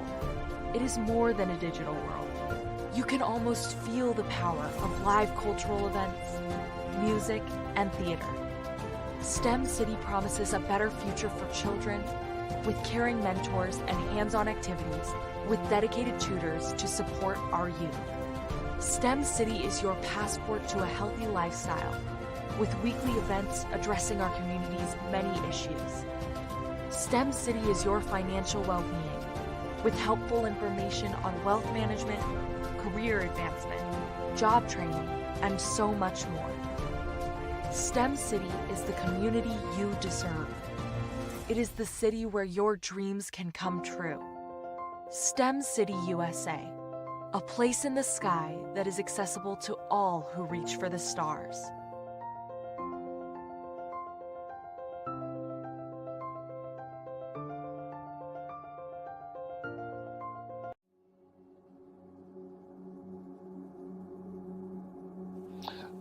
I was born and raised in southeastern West Virginia, the coal fields. My father was an AME minister. For me, I was very fortunate. Even though I grew up in the segregated South, I was surrounded by flourishing Black businesses. Doctors, lawyers, bankers, dentists. They were all there and they were all successful. And I guess that's part of my dream, is to see that success come back. My name is Joseph Simmons, and I am the founder of the Center for Micro-Entrepreneurial Training. We have this moment in time where we can change the trajectory of people. And our focus is on women, Black and brown entrepreneurs, and their access to capital, their their ability to build thriving businesses, the ability to employ people.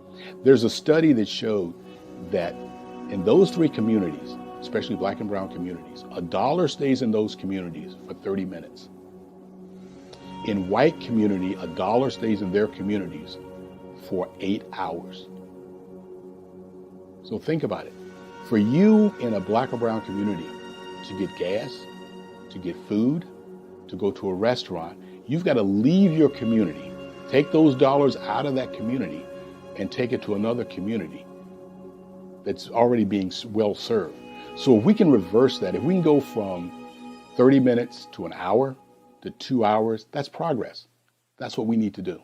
I was with SCORE, and then in May of 2020, of course, the events happened in regards to the murder of George Floyd. The other thing that I was experiencing was the denials of federal funds for small businesses.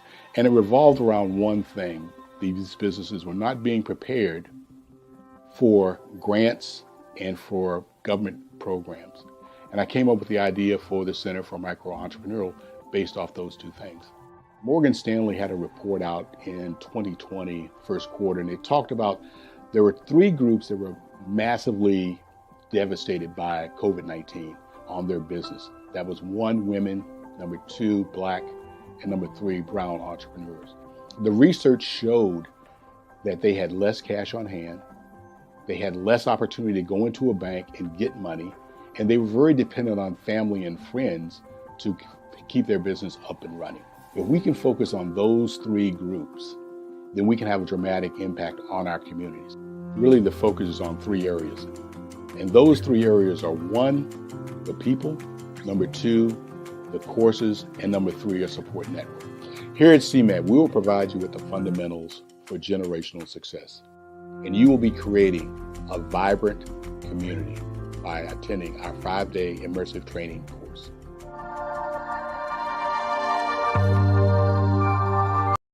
I am from Washington, D.C., but I was raised in Durham, North Carolina.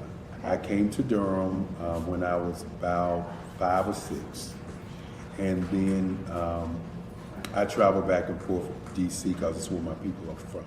One of the unique things about my family is my mother, she's also an artist. She does quilting, and she does a lot of artistic things. And then my son, he draws with both hands, his right hand and his left hand like I do. So that's kind of a family trait.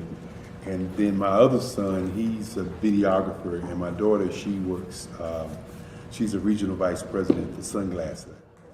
When you start out drawing and sketching, you want to continue to explore, each avenue. I do pastels, I do pen and ink, I do painting, I do acrylics. I haven't done oils yet, but I try to do all facets of art. What I say to a lot of times to people is, you can't put yourself in a box when you're an artist. You have to explore. And over the course of my life, I've tried to explore different mediums. I also do sculpture as well.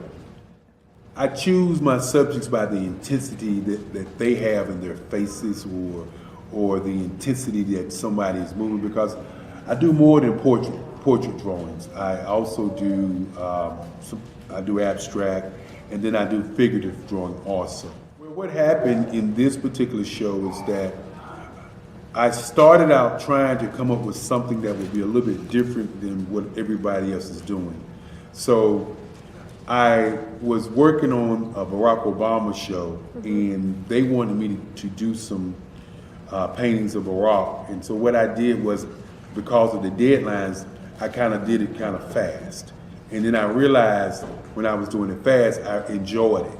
And so then I started doing other pieces the same way, and I started to enjoy those pieces also. And so I came up with this particular style, and it's a style of lines and colors. And what's interesting is that when I was in college, I did a show called Lines, Colors, and I talked about the boldness of the blacks, the hotness of the whites, and this is how this has come about, later on in my life. And the colors comes from a lot of the entertainers that I work with. where they wear different colors. They don't wear, your plain reds or your whites. They wear different colors, and so that's also another piece of what's giving me the colors. The subtitle of this show is Faces That Speak Life. That's real critical. Faces that speak life. Each one of these pieces is a life source and a life energy that's being put on display for people that are looking at it. I always say in terms of my art, it's not important that I draw them. It's important what you get out of what I draw. I don't try to just draw it because you like it. People wanted me to do prints. I didn't do prints. People asked me to do different people, but the people that I choose are people that make a difference in the lives of people in the world. So the human landscape idea was, again, as I say, the lines represent your emotions, it represents your ideas, and it represents your journey as a human being. And that's why you get the different pieces and the different looks. And as you notice, I try not to do one look that looks alike another look. And that's what's the most important part of this show. I am Black Business. From the moment I wake until the time I sleep, I am Black Business. I am Black Business. Are you Black Business? I am Black Business. Do you support Black businesses? I support Black business because I am Black Business. Black Business Expo, one of the largest business showcases in the history of Black business in the world. Sign up today at www.blackbusinessexpousa.com or call 919-308-9090. I am Black Business.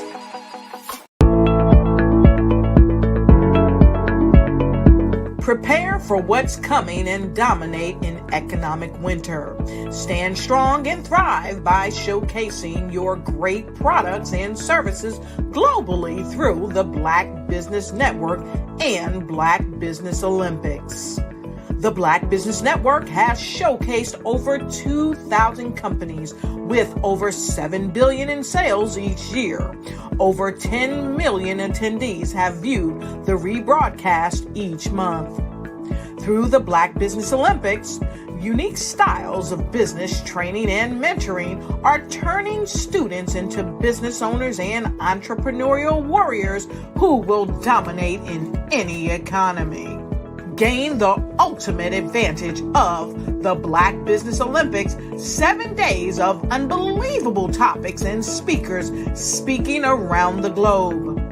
Donate your time and experience to provide expertise and scholarships to students worldwide and change the world. Now, more than ever, new insights, tools, strategies, and capabilities are needed. This is your chance for a major presentation to the world. Fill out the form and join the more than 2,000 speakers who have presented to over 200 countries. Join the Black Business Network streaming live into the Metaverse, STEM City, Black Multiverse Enterprises, Hulu, Amazon, YouTube, iHeartRadio, Apple, Facebook, LinkedIn, Pod TV, IBM TV, Spotify, and Google Podcasts. Sign up today. Spaces are limited, and we will see you there.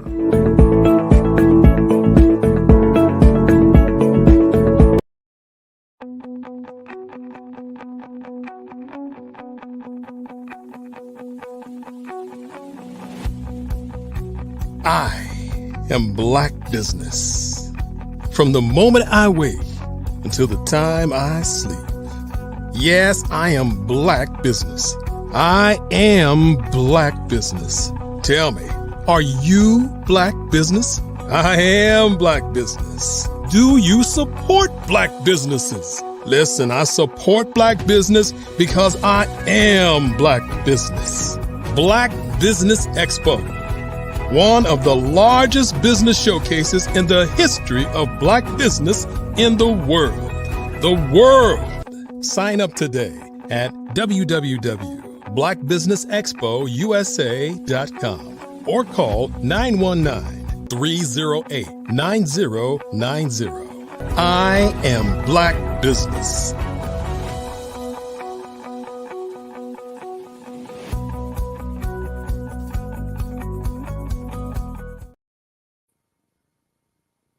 Good afternoon, business owners, entrepreneurs, thought leaders, and corporations. Welcome to the Black Business Network. My name is Melvina Ford, and I am your business moderator for this afternoon on the Black Business Network. The Black Business Network is a 24-hour business network showcasing Black businesses, business owners, entrepreneurs, and thought leaders worldwide. We have speakers from North Carolina, London, Singapore, Africa, Japan, and cities all over the United States. The Black Business Network is a global community sharing its business knowledge to empower, inspire, and educate businesses about businesses. My next keynote speaker, I'm going to be doing a fireside chat with her, and her name is Vernita Griffith. Vernita is the founder of Tri-Team Unlimited. Sorry about that. A business dedicated to enriching marriages and relationships through interactive workshops and other resources. As a certified relationship coach, she empowers couples to enhance their communication, conflict resolution, and intimacy skills, fostering deeper connections and stronger bonds.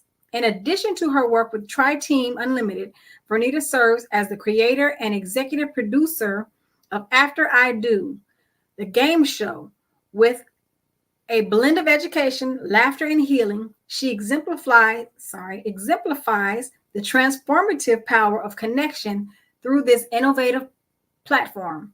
Guided by her nonprofit background, Vernita orchestrates an engaging experience for contestants, audience members, and supporters alike.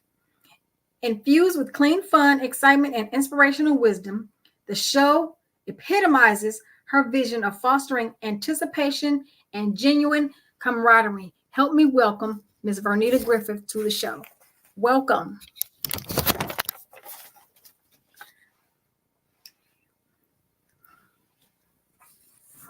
Well, how about I unmute myself and then say thank you, Ms. Melvina, for having me. I'm just talking. It's okay. Good to be here. Completely okay. Understandable. It is a pleasure to have you on the show today. Thank you. Thank you so much. So, can you share with me the inspiration behind founding Tri-Team Unlimited and your mission to enrich marriages and relationships? So it started back when I was married, had been married for about 7 years.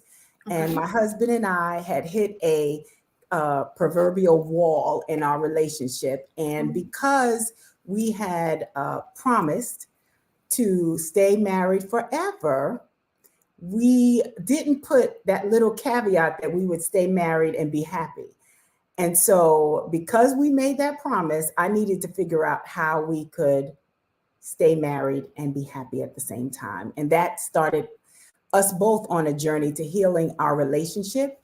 It then sparked an interest in me to figure out how to help other couples who were in the same situation that we were in, because I knew that we couldn't be the only ones having those challenges. And so, when I learned better, we did better. And so we continued our journey. We continued to get trained. After we fixed our stuff, we continued to get trained on different curriculums, different ways to help couples in their various challenges. And while I am the extroverted one, so I love facilitating workshops, that is my gift, that is my jam. My husband is the more introverted one. He's my Vanna Black, if you will. He'll hand out papers and just be there to amen me. But we started doing things together. He continued, of course, with his full-time job. And then I branched off into starting a business doing just that, enriching relationships. And then that is really interesting. I love it. Especially the part about the game show. I'm like, wow, okay, that's really good. Yeah. So what motivated you to become a certified relationship coach and empower couples to enhance their communication, their conflict resolution, and their intimacy skills? So what motivated me pretty much was just, or to get certified. This is what I believe. I believe that when you are commissioned to do something, you don't necessarily need all of the letters behind your name. Now, of course, to be a doctor and an attorney, you have to have those things. I get it. But my passion, and I believe my purpose, is to enrich relationships. And I had been doing that without any formal training, I guess. I mean, I went to workshops and get certified in different curriculum, but I felt like in order to give myself some more legitimacy, I guess you'd say, I went ahead and got certified. And so that's why I did it. It didn't really change how I think or how I do, because I really still operate quite differently than other relationship enhancement businesses, because my husband and I continue to go to relationship skill workshops to work on ourselves. So I see what other people are doing. We go to retreats, we go to workshops, we go to a lot of different things. And so I see what other people are doing, and I still do things a little bit differently. I just do. I love it. It works for me. Experience and your own personal experience is actually the best teacher. And that gives you a kind of like one hand up on everything, because that gives you your niche as well. I like that. Absolutely. Yeah. Yes. How do you believe interactive workshops and other resources offered by Tri-Team Unlimited contribute to fostering deeper connections and stronger bonds between couples? So there are a few things that I do differently under Tri-Team. So first of all, COVID made me have to offer workshops virtually. When I started in the very beginning, I was doing live workshops. I had been doing workshops on other topics, but with Tri-Team in the relationship realm, I was doing them live for just a short time, and then COVID happened. So I had to, like everybody else, had to shift to this whole virtual thing. So that made me have to sit back and figure out how to do what I do virtually and still stay connected to the couples, still make them feel like they were in one gigantic room. So there are a few things that I do. One is I send them a box of supplies before the workshop. So in my workshops, of course, I would hand out, when I was live, I would pass out papers, and we'd play games, and I had prizes. But of course, virtually, I couldn't do that. So now I send them a box that includes some slipper socks, because they're at home, and I want them, the feet, when the feet are cozy, you just feel good, right? That's across the board. And so I send them socks, I send them snacks, because in my live workshop, we'd have snacks.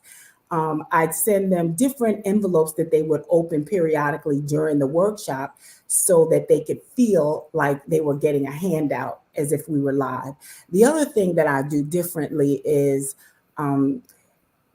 we have an accountability group. So typically when people go to workshops after or retreat, maybe 3 to 6 months down the line, they're not even using any of the tools that they've learned. Typically one person will kind of fall off by the wayside, right? That's what happens. And it's common. So what I do is I have an accountability group that meets once a week after the workshop is over, so that people will be able to practice the tools that they've been taught. And if they have questions, or if the tools need to be tweaked, we can talk about it in this forum, and the other couples support each other. And then I'm there to, facilitate that. So that is one way that I'm different, because when you have an accountability group or a partner, it increases the likeliness of you continuing to do whatever it is up to 85%. So that's another one of the things. And there are some other things that I do differently, but again, I infuse a lot of humor in my workshops. I'm very transparent, very real. I haven't been through everything, absolutely not. But this is the second marriage for both my husband and I, and we've been married 26 years. So we've seen some stuff. We've done some stuff. We're a blended family. We have adult children. We have grandchildren. So I infuse all of me into my workshops. And I think that's so important. People need to know who you are. Oh, absolutely. Before they anything else doesn't matter. They need to be relatable. So yes. I think that's very important. I love the things that you're incorporating in your classes, because I'm like, I do women's classes. So I'm like, maybe I might want to take some of those seeds and learn. I mean, those are good ideas. I would have never thought to do that. Mm-hmm. It's really important. It connects you to the audience. The other thing I do, again, that some people don't do is I have a PowerPoint. So I always have that. I have a PowerPoint because some people need to connect visually. And in my PowerPoint, I may have a short video. It's a lot of stuff. So I make sure I address all of the learning styles in my workshop. They're never boring. You never sit down and just take notes. That's not what I do. You get engaged. And I'll just tell you another thing that I do differently is I do knee to knees within my workshop. I just did a workshop last weekend, and I incorporate knee to knees where the couple I teach, and then I have the couple sit knee to knee. They're typically touching hands, and they unpack what they just heard. Because what happens is when you're in a workshop for all day or 2 hours or whatever, there's so much information coming at you. And at the end, you want to talk about it, but you have so much to talk about. So I want them to unpack bit by bit. I want them to do check-ins, make sure that they're both okay with what's been shared. And if they have questions or a disagreement, I want them to talk about it then and not wait until they get home and go, well, I heard her say this. Well, I heard her say that. You see? So we do knee to knees periodically in the workshop. So there's lots of different things I do differently. And that's because I've been going to workshops for the last almost 20 years. And I picked up what to do and what not to do from other people. What works and what not. That is awesome. Yeah. Can you discuss the genesis of After I Do, the game show, and what prompted you to create the innovative platform? I absolutely will. Well, what I learned I worked in nonprofit for 20 years. And in that work, I was a program director for a healthy relationship, healthy marriage program, and also had the great fortune to be a director over a responsible fatherhood program. So that gave me a lot of information, a lot of tools to use that I use now. And what is important to me that I use in Tri-Team is engaging men, right? A lot of times the men don't want to come to these workshops. And I promise you, if the wife or the partner could drag them there, they're always happy once they're there. So what I learned was, because of my nonprofit background, I do feedback forms, right? In anything I do, I want feedback. And one of the things that is overarching in the response is the humor that comes across. And that's how I engage men. See, their guard is let down when you make them laugh, right? And so that made me think like, wow, this laughter thing is a great way to give them some medicine, right? They're laughing, but they're hearing, they're understanding.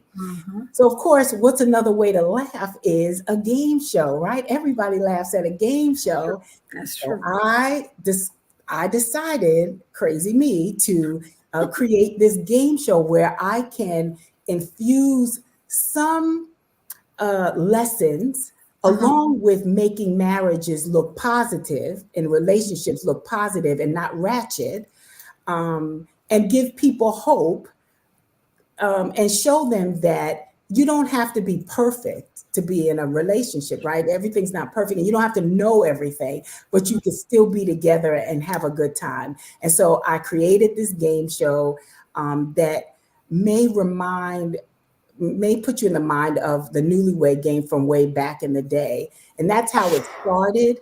And it has evolved into what it is today, which looks nothing like the Newlywed Game. So in the beginning, it was called After the I Do's. Now it's called After I Do, the game show. We allow couples to participate who are not married. So that's a little different, right? We do now 3 different challenges as opposed to just asking questions. We have 3 different segments of the show. So the asking questions to each partner separately is one piece. And then we do something else. It's called True for One. We'll read a statement that will be true for one person, and then they have to decide which one of them is true for. And the third part is where we'll phone a friend or a family member, them a question about the couple, and if and the couple will have wagered points, and if the answers match, they get the points. So people can, you know, have the lowest score and still win at the end. So it's a lot different. We have 2, our hosts are always comedians, so it's really a funny show. And you never know what married couples say. I tell you, they get there and they say stuff that, I mean, like I wouldn't want some of that stuff. I wouldn't want my husband to say. But and the more funny shows are the ones where the pastors are the contestants. They really feel like they should just say anything. So it makes for a very funny show. The audience loves it. The contestants love it. And of course, the hosts enjoy hosting the show. So that's kind of how the game show evolved. It was me discovering that laughter is a great, entryway into learning. It's almost like putting applesauce on top of spinach, right? So we're giving them some positive messages and they're laughing at the same time. That's pretty good. Those are some really creative ideas. Wow. I wish you nothing but success on that, because couples need that. Look, I'm not, but I'm just saying, if I, get to that point, I have your bio, so I know who to look up. Absolutely. Definitely. So what do you hope couples gain from participating in the After I Do game show, and what impact do you aim to have on viewers? Well, so for the couples, of course, I want them to have a good time. That's number one. I want them to have fun. But I want them to be able to, and if they're not, get comfortable with sharing a part of themselves to a wider audience so that people can really see that that marriage and being in a couple relationship is a good thing, right? It's still a good thing. Yeah. It's not the only good thing, but it is a good thing. And it can be positive with some work, because we ask some questions that will give the audience a hint as to how hard these couples work to stay together, right? And I want the audience, again, to see positive. I want them to, if they are in a relationship that may not be going so well, I want them to be inspired to keep on. You don't have to get all the answers right, but I want them to be motivated to keep on. There are a lot of relationships that are horrible in the media, right? We have all of those shows that kind of depict relationships as just terrible, right? Just, calling people out of their names and just doing all kinds of crazy stuff. I don't want that. I want something positive. I want something funny, and I want something feel good. That's what I want the audience and the contestants to get out of participating in the game show.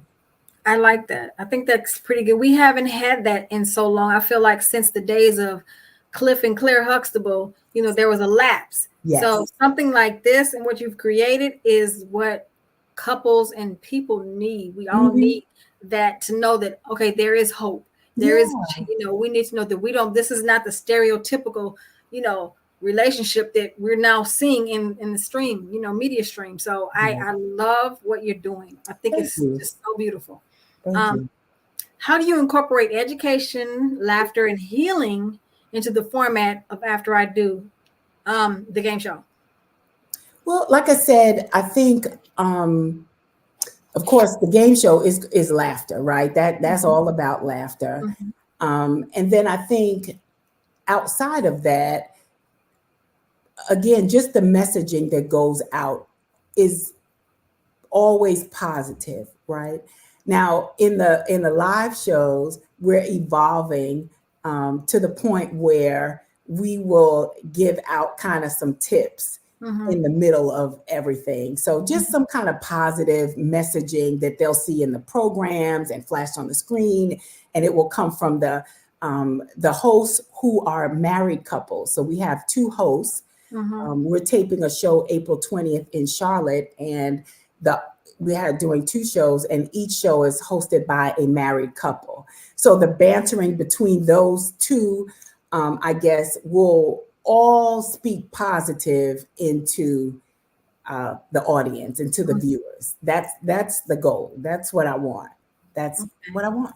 That's really good. I think it's pretty good. The one thing and I'm going back just a minute to something that you said about helping them understand that it's not a bad thing that they don't, helping them understand that it's okay if you don't get it all right then. I think that most people come into relationships thinking that they need to be perfect or they have to be a certain way. And they forget that the walls are eventually going to come down, because that's how we all are. We're trying to present our best selves. So I think the fact that you mentioned that letting people know, okay, this is it's an ongoing process for couples that we need to understand. We're not going to always have it right. We're always going to we're going to learn something new about each other every day, possibly every year, every month. I didn't know that. When did that come up? Right. It just came up. So I love the fact that you hone in on that and give the couple a chance to understand you're not perfect. That's it's right. okay. It's okay. Right. You're learning and you're growing together. So wonderful. Yeah. Wonderful. So my next question is, can you elaborate on the experience of being the creator and executive producer of After I Do, and how it aligns with your vision for fostering anticipation and genuine camaraderie? All right. Let me break it down to you.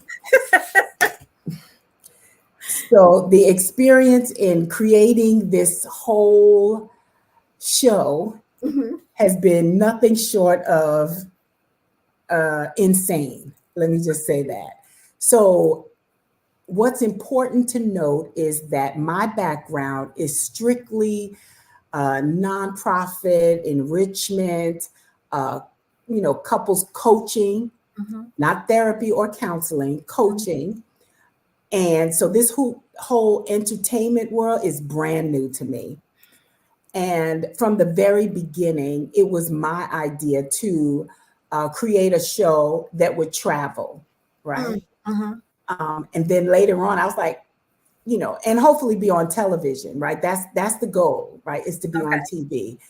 So it's been an extremely deep, curvy, confusing, bumpy learning curve, because I didn't know what a grip was, a gaffer, a production crew, a showrunner, all of these things. I had no idea. So Google and YouTube has been my best friend.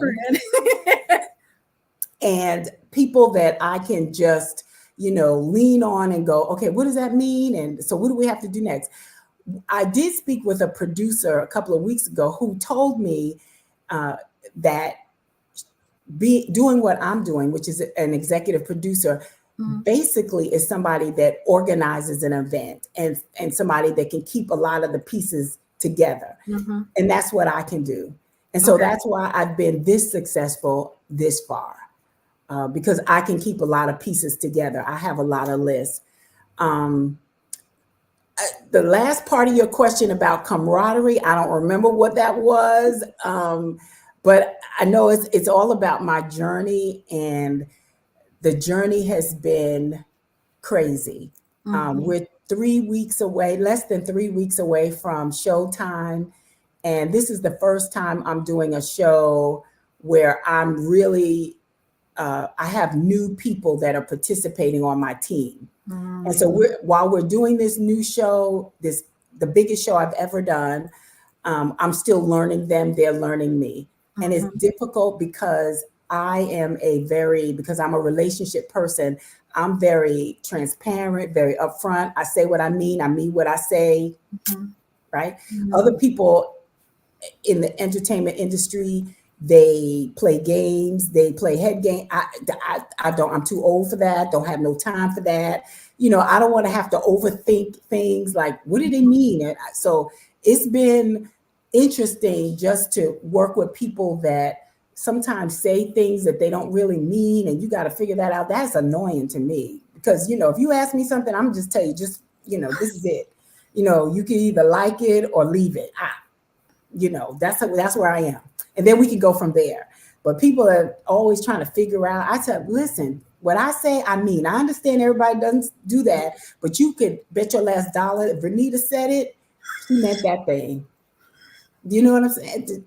So this has been an very interesting journey. But I've had some good ride or die people. Like the director has been with me since the first show. And he's ex-military, and I love him because he, Miss V said this, he play everything on me, which is fine, but he likes everything just so he knows how I like it. I'm very, I like stuff to start on time. Like I said, I do what I say and I say what I'm gonna do. And I like to respect people's time and effort, and I like to pay people. That's the person I am, right? I know everybody's not like that, but I go to sleep really good at night because I know I haven't cheated nobody. That's how I go to sleep at night, right? That's me. So I want people around me that have that same level of ethics, right? So I hope that answered your question. You did. You answered it and then some. But you know what? I love the realness about it because I believe that a lot of us need to have that in our lives. And, being the generation that we are, it's like, we played the games, we did it all, but then we got to this, okay, I'm over this now. Yep. It's like, it's more exhausting to try and put up a charade than it is to just say what you really mean. And like you said, mean what you say. That's right. Life is a lot easier. Yep. And it's like, you like it, you don't. You can make your decision, and I'm still going to love you either way it goes. But as far as this show and this square, this is the way it's going to go. So that's exactly right. I love it because, this is your vision that you've been given. So it should be respected. But at the same time, anyone younger coming in should, quote unquote, understand that they're gleaning something that's going to help them in the long run. Their lives for wherever they end up going, however long or short they stay with you. But it's always a seed that's going to be planted to help you be a better person. So I'm gleaning now. I'm glad. Thank you. Definitely. So what role does clean fun, excitement, and inspirational wisdom play in shaping the tone and atmosphere of the show? It plays a big part because, like I said before, clean comedy is important to me. Right. Not only because we have a show that would be dedicated to pastors and their spouses, right? So I have an agreement that I signed with the host of the show that says they're not going to use certain language. I know a lot of language is accepted on television today. I'm a little old school. I think you can make it funny without the foul stuff. But I will say this is an adult show. So we go right up to the line. We may say, instead of sex, we may say, get busy, but this is an adult show. Right. And this is a show for consenting adults, right? Where I don't care what you do, you're an adult, right? But we don't have to be foul about it. So that is important to me, that nobody's embarrassed. one show we did in Myrtle Beach, I had a comedian. I had a few different hosts, and I had this comedian who was the host, and he had done game shows before. It's her first time doing my show, but there was a couple in the audience who was an interracial couple. Now the comedian was white, and the couple was black and white. Okay. And so one of the questions, this is when I guess the spouses were in the back. One of the questions was, what's a favorite color for your spouse to wear, for you to see your spouse in, something like that. And this black and white couple was in the audience, and he said the wife was white. He said to the wife was black. He said to the husband, I know your answer better be black. I was mortified. I was mortified. Now, thank God I knew the couple, and he's a pastor. I apologize so much. He was like, Vanita, you don't have to apologize anymore. But again, you never know what the couples are going to say, but my hosts need to be, right? And so I didn't know I had to like talk about that, but I was like, come on, that was just, I know your favorite color she wears is black. Like, that was So anyway, so it's important for people to not come to the show to walk away and ever feel embarrassed or feel like, it was too, it was too much bad language. That's important to me. And so that's why, I keep it at that level. And I think while, media is going towards the more we could say and do anything on TV, I still think there's a space for a show that doesn't have all of that going on. That's just me. I would tend to agree. I would tend to agree. Okay, good. There's a space for us that we don't have to do that. Yeah, I think there's a space for that. And so that's the space that I want to be in. I need to find out how I need to not be on the show, but at least view it. I want to see it. I just really want to. I like good, clean fun, and that just like I would love to sit and watch it. It's very funny. It's very funny. Yeah. So I think we have time for one more question, and that would be talking on basically the last question and maybe the one before that. They kind of tie in together. But how do you select your contestants for the game show, and what is your criteria for considering when assembling the lineup?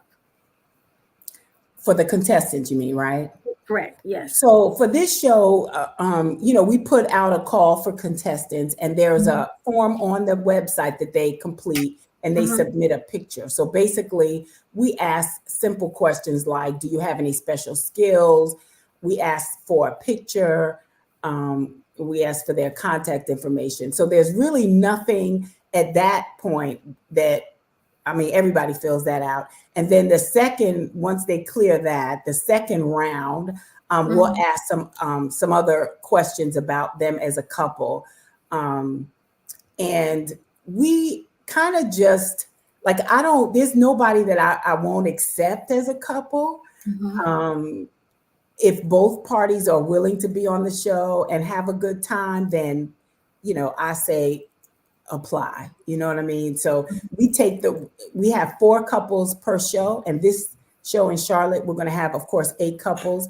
And then I need a backup couple for each show because life happens, right? Lifes. Right. And if they don't show up, now I need a couple to take their place real quick. So we don't have like a real strenuous process. Like we're not looking for a certain look or, if you look at our past shows, we've had the gamut of couples. So there's no particular, even if one spouse or one partner is quiet, the host will make them be not quiet. It's going to be funny. So it doesn't really matter that way. So we've can really just picking couples as they come. First come, first serve. Get on the show. That's pretty good. I love it. I love everything you're doing. I love everything you're representing. And we need this in all of our communities. So, like I said earlier, I wish you much success on this. Congratulations on the vision and everything, getting this started. And I would love to connect with you. How can anyone watching this show today, how would they be able to get in contact with you? They can go right to the website, real easy, afteridothegameshow.net. And there you can find out how to be a contestant, because while we have, of course, our contestants for the April 20th in Charlotte, we're planning for our next show. I don't have the exact location right now because we're talking to a couple, but they're it'll probably be in the Wilmington, South Carolina area. So they could keep up with the game show there. Of course, they can follow us on all social media. Well, I should say Facebook and Instagram at After I Do the Game Show. And they can, of course, get tickets. They could look at sponsorship opportunities and be a contestant. All of that information is on the website. Okie dokie. Well, Miss Vernita Griffith, yes. It has really been a pleasure speaking with you today. I've gotten so much information. I've been inspired as well to do some things with my women's group. I'm pretty sure I'm going to be contacting you just to get some inspiration or something. I'm not sure, but you know what? This has been a wonderful pleasure talking to you. Same here. Thank you so much. Thank you so much. Genius is common, and I will see you on the other side. Thank you.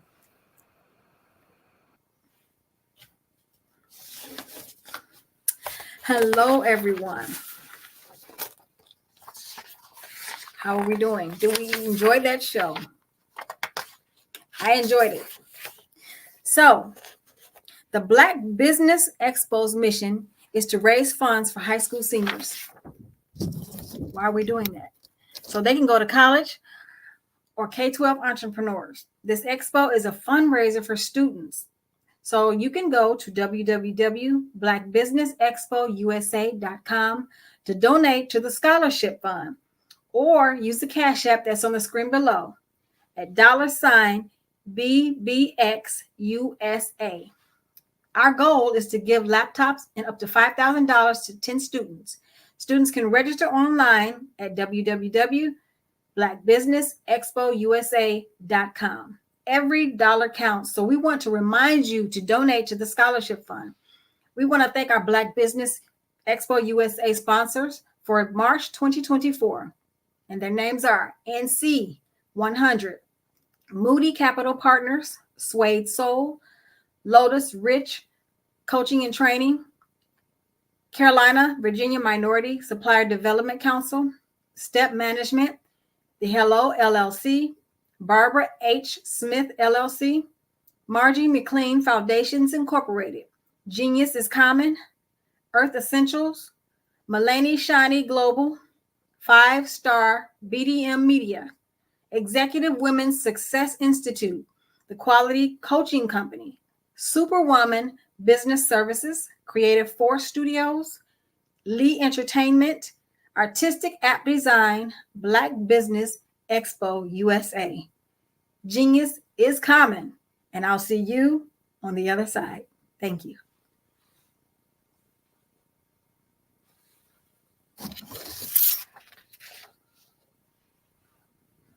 Absolutely. So our coaching program help people that have the lack of time, that lack strategies, and lack the confidence to go after their dream life. So we help them implement tools. We help them implement, I love to leave the inherited lack of finances or the education behind finances. But it wasn't until I lost my firstborn, my only son, that life changed for me. And where I was going after it all, living the corporate life, hit my 6-figure income, and living in my dream house with my dream man, driving my dream car. Wow. I nearly lost it all when I lost my son. And so I realized it only takes one financial catastrophe that can change your entire life. That's what made me start All New Beginnings. Because no matter what's going on in life, there's a new beginning. And because of that, we develop a program called Wise Minded. My little slogan is, don't just dream it, let's live it. If they want to connect with you or work with you, what is the best ways for them to be able to do that? Well, for my social media guru, you can connect with me on every single social media platform as Tanya T. Morris.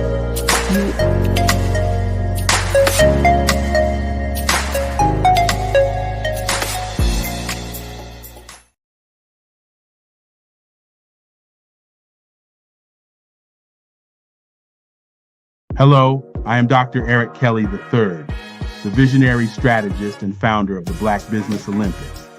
I invite you to showcase your Black-owned businesses on the Black Business Network global stage. The Black Business Olympics is a global Black Business Network platform that propels Black-owned businesses into the international spotlight.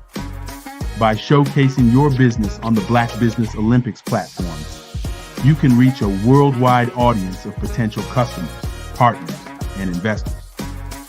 You can also establish yourself as a thought leader and expert in your field, attract lucrative partnerships, and more speaking engagements. In addition, the Black Business Olympics platform provides a valuable opportunity to connect and collaborate with like-minded entrepreneurs and business professionals from around the world. This can lead to new business opportunities, ideas, and relationships.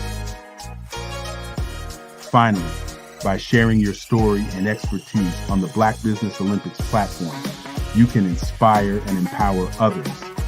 This is a powerful way to make a positive impact on the world and leave a lasting legacy.